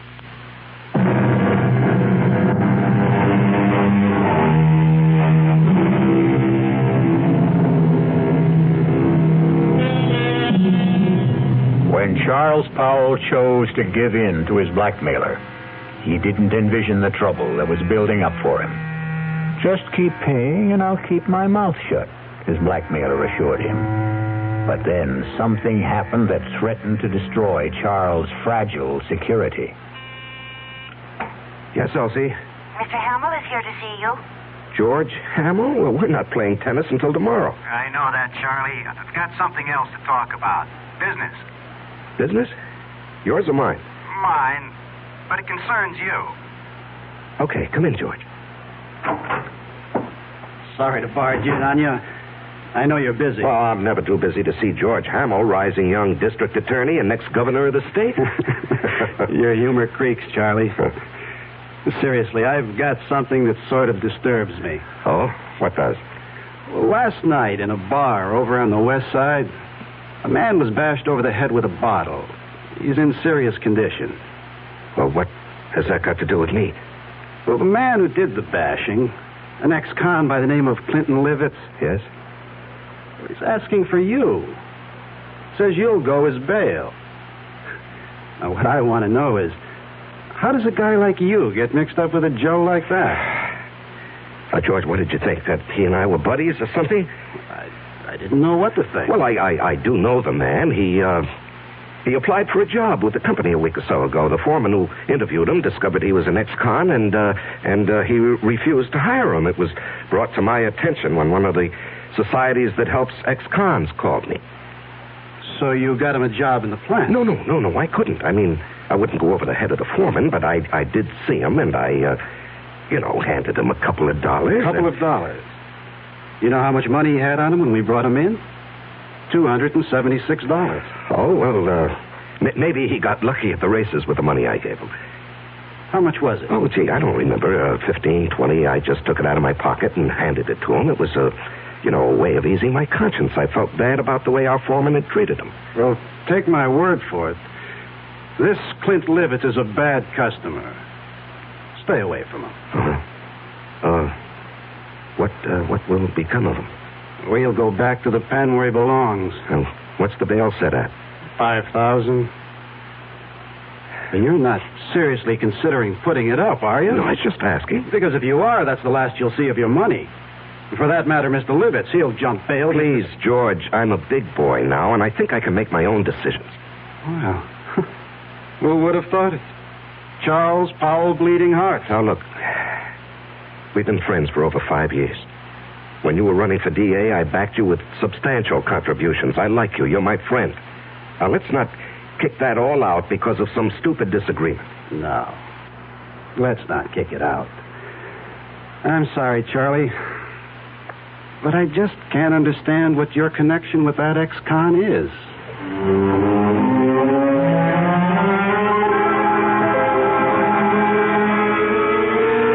Now, Mr. Powell, I hope you'll understand. I accept Clinton Livett's case with strong reservations. Yes, I understand, Mr. As an Hargrave. attorney, well, how shall I put it? You don't like your client. Exactly. However, I shall do my best to get him off, or at least get him a light sentence. I'm extremely pessimistic about Mr. Livitz even showing up for trial. Yes.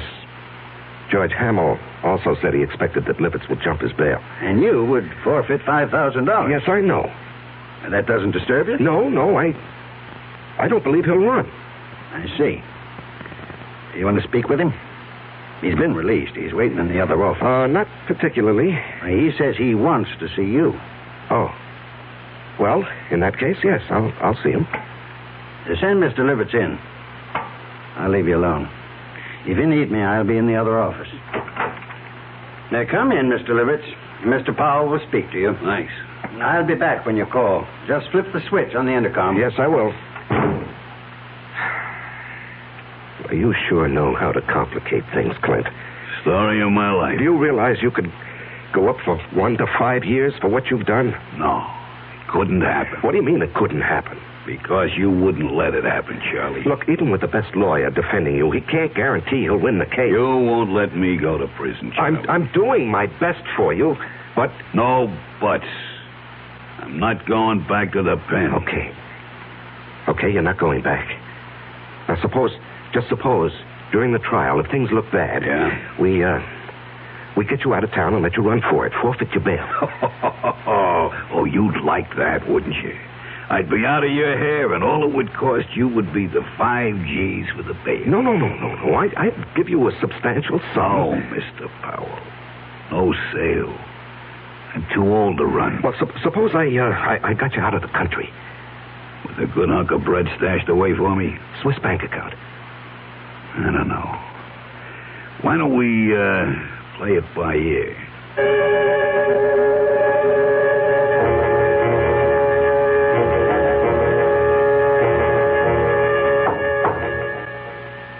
Come in. You wanted to see me, J.P.? Yes. Can you spare a minute? Yeah, sure. I've heard it on the grapevine that you were... how shall I put it? That you were aiding some ex-convict in trouble with the police. That true? Yes, it's true, John, and I think I know what kind of grapes grow on that grapevine. All right. Now, George Hamill. Oh, that damn busybody. Why can't he stick to his job and... Now, George is a friend.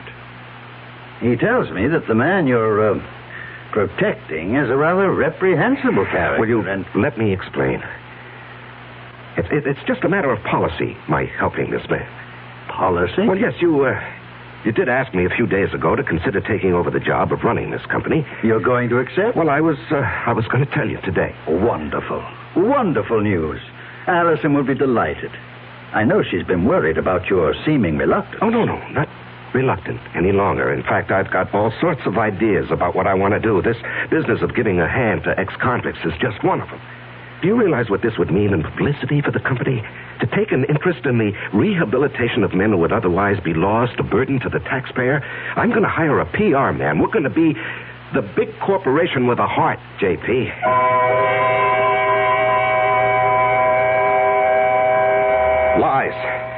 Lies, and more lies. How can I keep all these phony stories straight, Allison? It's like a long, dark tunnel with no ending. It will end, and it will all turn out all right. Don't lose your courage. No, I love you and need you. We'll worry this out together. You know what I've considered? What? Going to the authorities and saying, look, I'm Robert Hagen, the man you think died 13 years ago. No, darling, they'd throw you back into prison. Well, I'd hire the best lawyers. No, don't. Please don't take such a chance. What would I do without you? Darling, I don't know how much longer I can stand this pressure. I've got to do something to free myself. Why not give him a lot of money and ask him to go away? Promise to stay away forever. In Hargrave's office, I suggested that he jump bail and get out of the country. What did he say? Well, when I mentioned a big sum, I didn't exactly say how much. A Swiss bank account. He was interested. Did he say he would accept? Well, we were interrupted, and he didn't say definitely. Offer him anything. Just get him to go. Well, how would I get a large sum of money together? I have some small investments, a fair bank account, but what he might want would be beyond me. You forget you're marrying a very rich girl. Oh, no, I wouldn't think of that. Don't give me that male ego business. I've got money.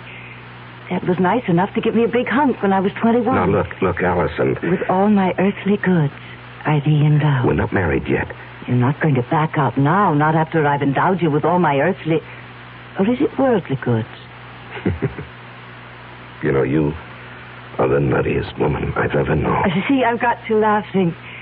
Darling, all our troubles are going to evaporate, vanish. No. It won't work, Allison. It'll never work. But you said... No. Clint Livitz will never stick to any bargain. He'll want more, and he'll want more. He'll never be satisfied. If we got him out of the country. What's to keep him from coming back when he's broke or even threatening us from abroad? I gave him $1,000 in cash only a few days ago. When he was picked up in the bar, he had only about $270-some left.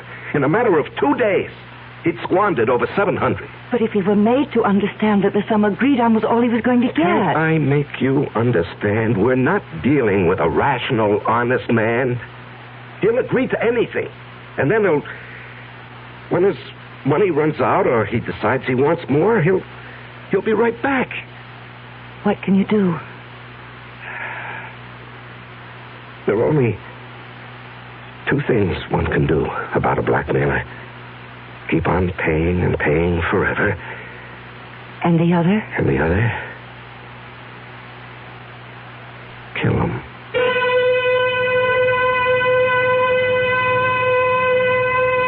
Just 2 ways to deal with a blackmailer. Charles now must face his conscience. The thought that has been in the hidden recesses of his mind has been spoken aloud. We will be back shortly with Act 3.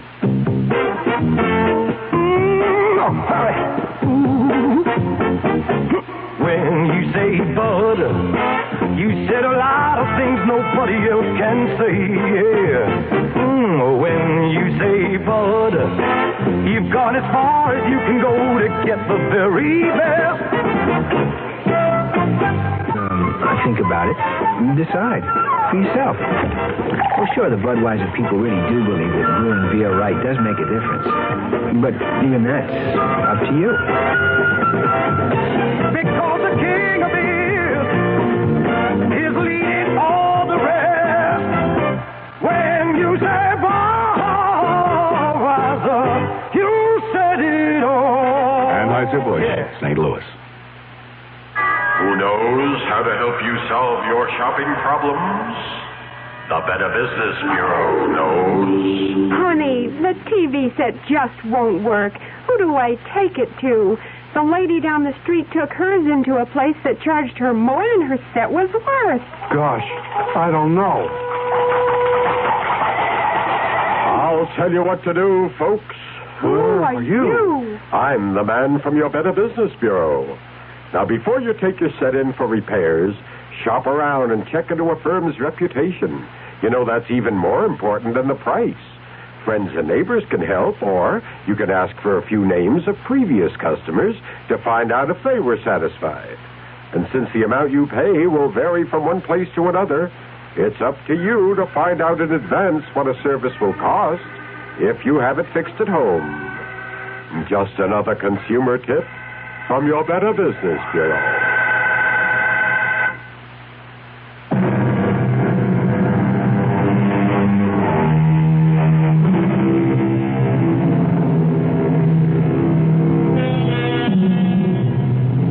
Charles Powell's life has reached a climax. He must make a decision to rid himself forever of his blackmailer. And perhaps that very decision will destroy his life and the life of the woman he loves. The alternative is to keep paying and paying, never feeling safe.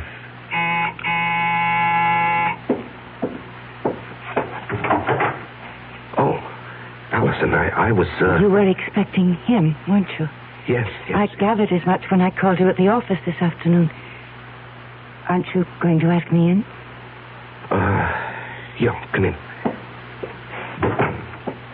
You were so evasive. Well, he, wanted to see me this evening. He, wants more money. And you're going to give it to him? Well, I haven't many choices, have I? You mentioned one. No, Allison, I'm sorry I let that slip out. I didn't mean it. I couldn't go through with that if I wanted to. I could. What? Honey, you don't know what you're saying. I know very well what I'm saying. How long do you think you can keep this business hidden? Well, I don't know. Maybe forever. Look, he's not a young man. All those years in prison, the kind of life he's led. How many years do you think he has left? He could die tomorrow. He could do something tomorrow that would expose the whole game, and then where would we be?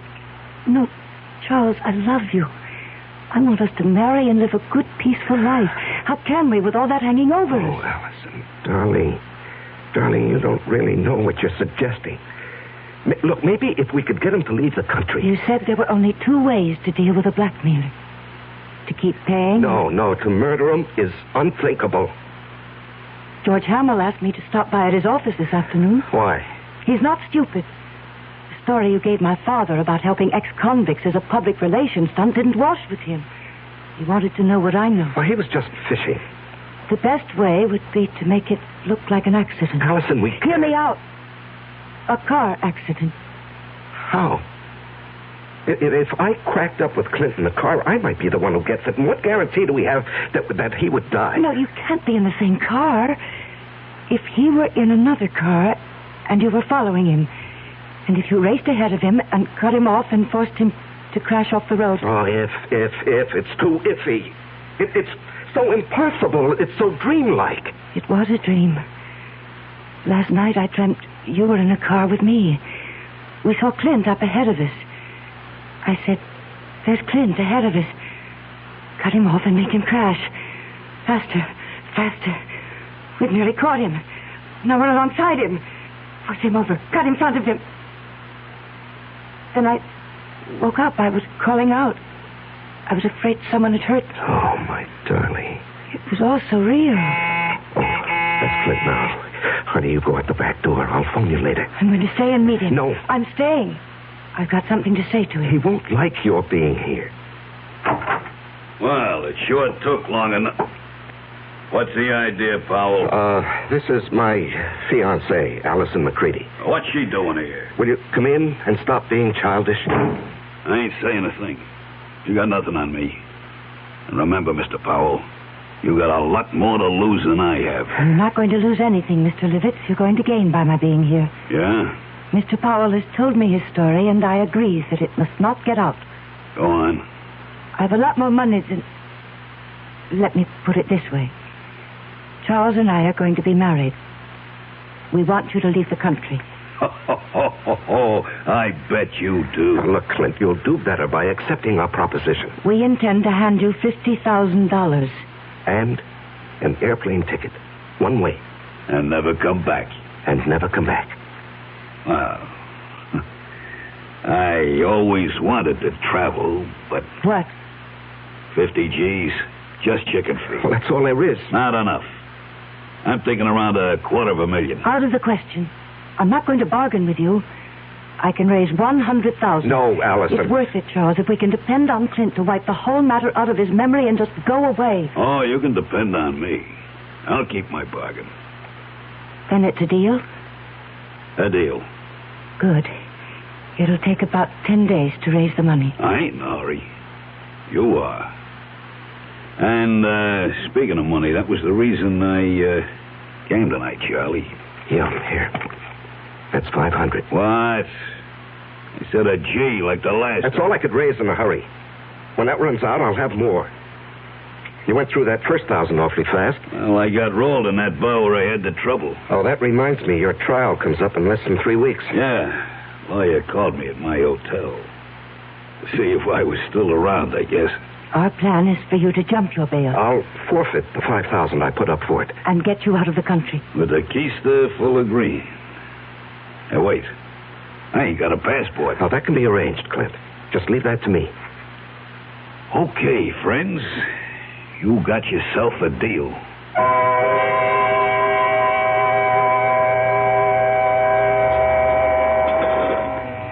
Say, Charlie. You're going to put this meal on your expense account, I hope. Too rich for your blood, George? Too rich for my pocketbook. That's JP's favorite French restaurant. Oh, yeah. Nice to have wealthy, high-paid executives for friends. I'm a simple man. I like simple things. And I like simple answers. Meaning? How long are you going to cling to that cockamamie story about your helping ex-cons rehabilitate themselves? Well, it's the McCoy, George. That guy got something on you, Charles? Pardon, monsieur, the telephone for you. Oh, yes, thank you. Where is it? It is here, monsieur. I will plug it in for you. Thank you. Just like the movie. Yeah. Hello? Charles? Oh, yes, Allison. I know George Hamill's with you, else he told me you were lunching with him. Listen to what I'm going to say, but don't let on to George. Yes, dear. Allison says hello, and to remind you that in 2.5 weeks, she wants to see you at the church promptly at 11. I'll try to remember. Okay. He's all set, darling. Now, what's so important? It's got to be tonight.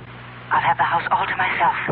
Why is the color scheme so important? The housekeeper and her husband are going into town to see their 15-year-old son in the high school play. Well, I don't see that that's such a problem. Choose whatever color will make the bridesmaids happy. Rent a car and let Clint take it to drive out and be here promptly at 9. Do not come together. You come out in your own car, but first report it broken down. Have it picked up tomorrow morning. You'll bring it back after it's all over. Understand? We did not see each other. You couldn't get here because your car was out of order. Oh, yes, I follow, dear. I follow. I'm not sure I agree. I have a .22 target pistol. I know how to use it. Yes, I know you have to ask him to come, dear, but then what do we do with the unwelcome guest? There's a spot about 100 yards behind the house. We get him out there in a wheelbarrow. There's a hole, an old cesspool. We drop him in, quicklime. Gardener's got several bags. But, suppose the gardener wants to supply some flowers for It's it. gone over a year, fired. We didn't hire one after that.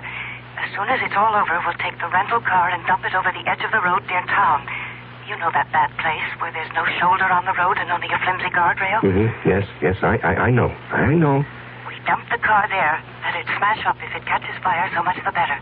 Then you take me back to the house and rush back to the city. Report the rental car stolen. You've been in your apartment all evening. Understand? Yes, the color scheme suits me fine, dear. You sure have it all planned. No baubles, no slip-ups. All planned. Yes, I'll be in my office till late tonight, 9 at least, if you want to reach me. Good. That was for George's ears, wasn't it? Yes, that's correct, Allison. Now, look, I have a report to get out. If you've completed your instructions, I'll get back to my lunch with George. Goodbye, dear. Wow. That's only the beginning, Charlie. Wait till she gets you signed on the dotted line.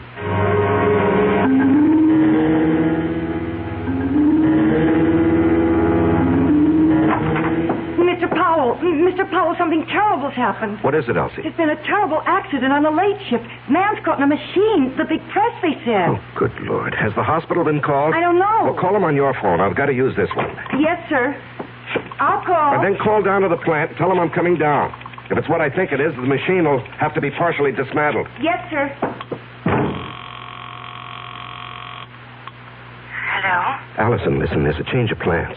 Charles, where are you? I'm still at the office. Something's... Is it here at 9. Yes, I know. He has the rental car. I got it for him. When will you be here? Well, there's been a bad accident on the night shift. A man's caught in a big metal press. I've got to help get him out. But us? What about us? Well, when he comes, stall him. Just tell him what happened, why I'm delayed. I haven't got the money, Charles. Tell him I'm bringing the money, the airplane ticket, and the passport. Just stall him. I'll do my best, but hurry. He scares me.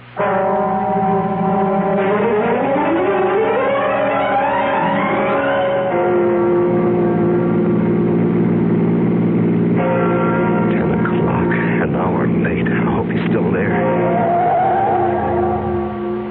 The lights are on. I'm not too late. He's still here. He's still here. Allison! Allison, open up! Clint! Clint, don't leave! Clint, wait! Will you wait? I'm here! Clint! Clint! I gotta stop him. I gotta catch him.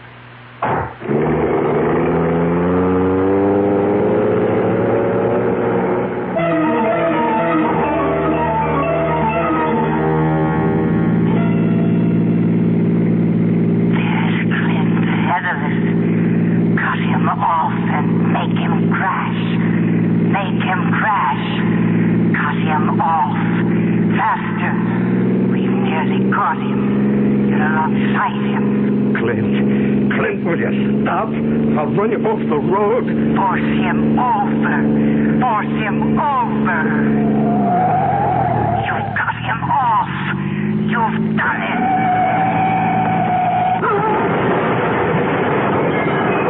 Crashed and burning. Let him burn.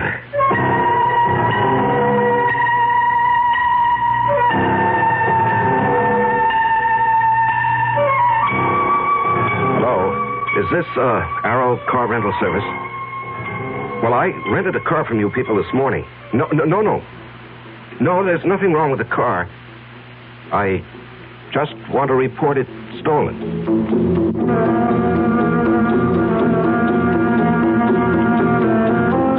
The City Foreign Car Service? Look, I asked for my car to be picked up in my driveway. It's still here, and I called, or rather, my secretary called at 10 this morning. My name is Charles Powell.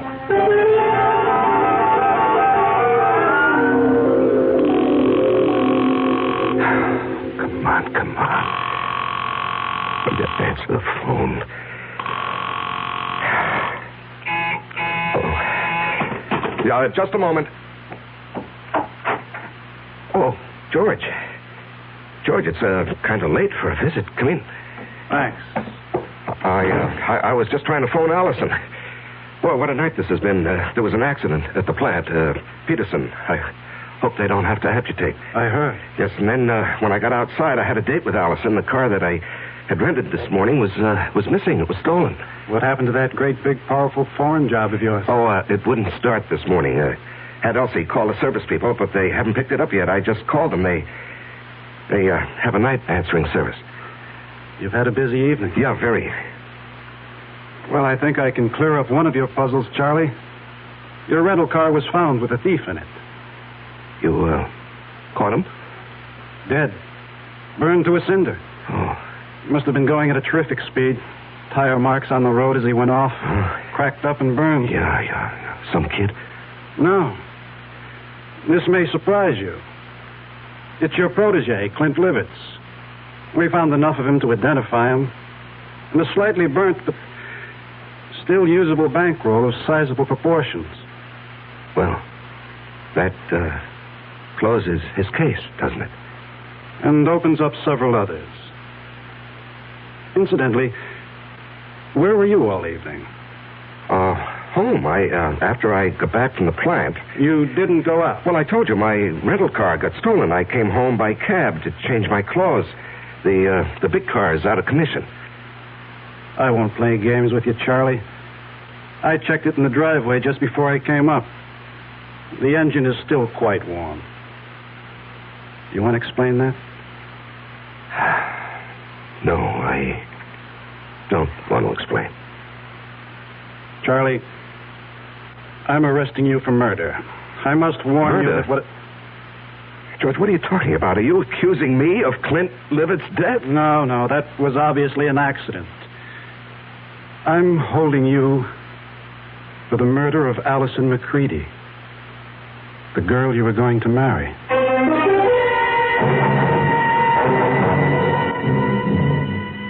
And in conclusion, ladies and gentlemen of the jury, my prosecution of Charles Powell, or Robert Hagen, has been a painful task.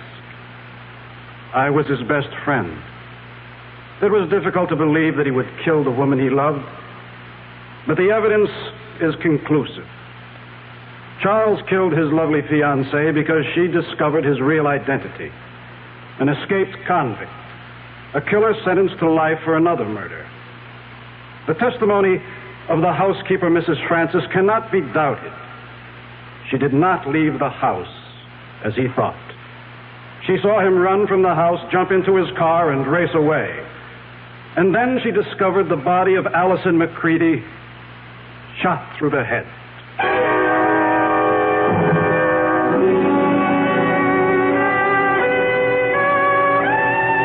Your Honor, may I make a statement before you pronounce sentence?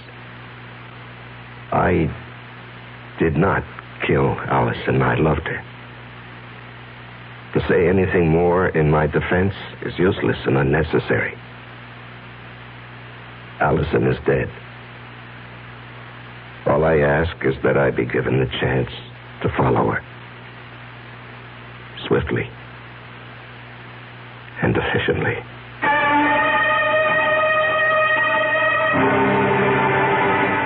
And so a man is twice accused of murder and twice sentenced for the crime. A weary man who asks only to be allowed to follow the woman he loved. I'll be back shortly. Take the time to listen. Take the time to care. If I know you understand me, then my mind is yours to share. Listen with your heart. Listen with your mind. When you really listen, love is what you find. How do you do, sir? My grandmother just died. I'm so happy for you. Meet Mrs. McNulty. How do you do? Did you know you have spinach on your teeth? Oh, that's wonderful. This is Mr. Jackson. Nice to meet you. I have bubonic plague. Oh, yes, Mr. Plague. Meet Miss... Reception lines aren't the only places people don't listen. When you really listen, love is what you find. A thought from the Church of Jesus Christ of Latter-day Saints, the Mormons.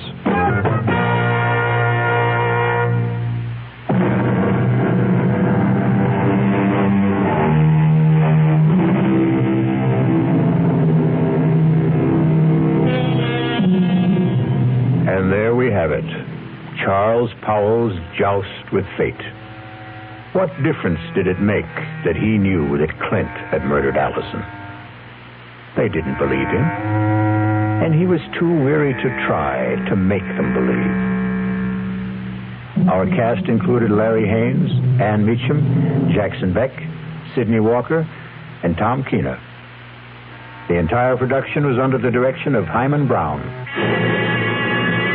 Now, a preview of our next tale. I don't understand it.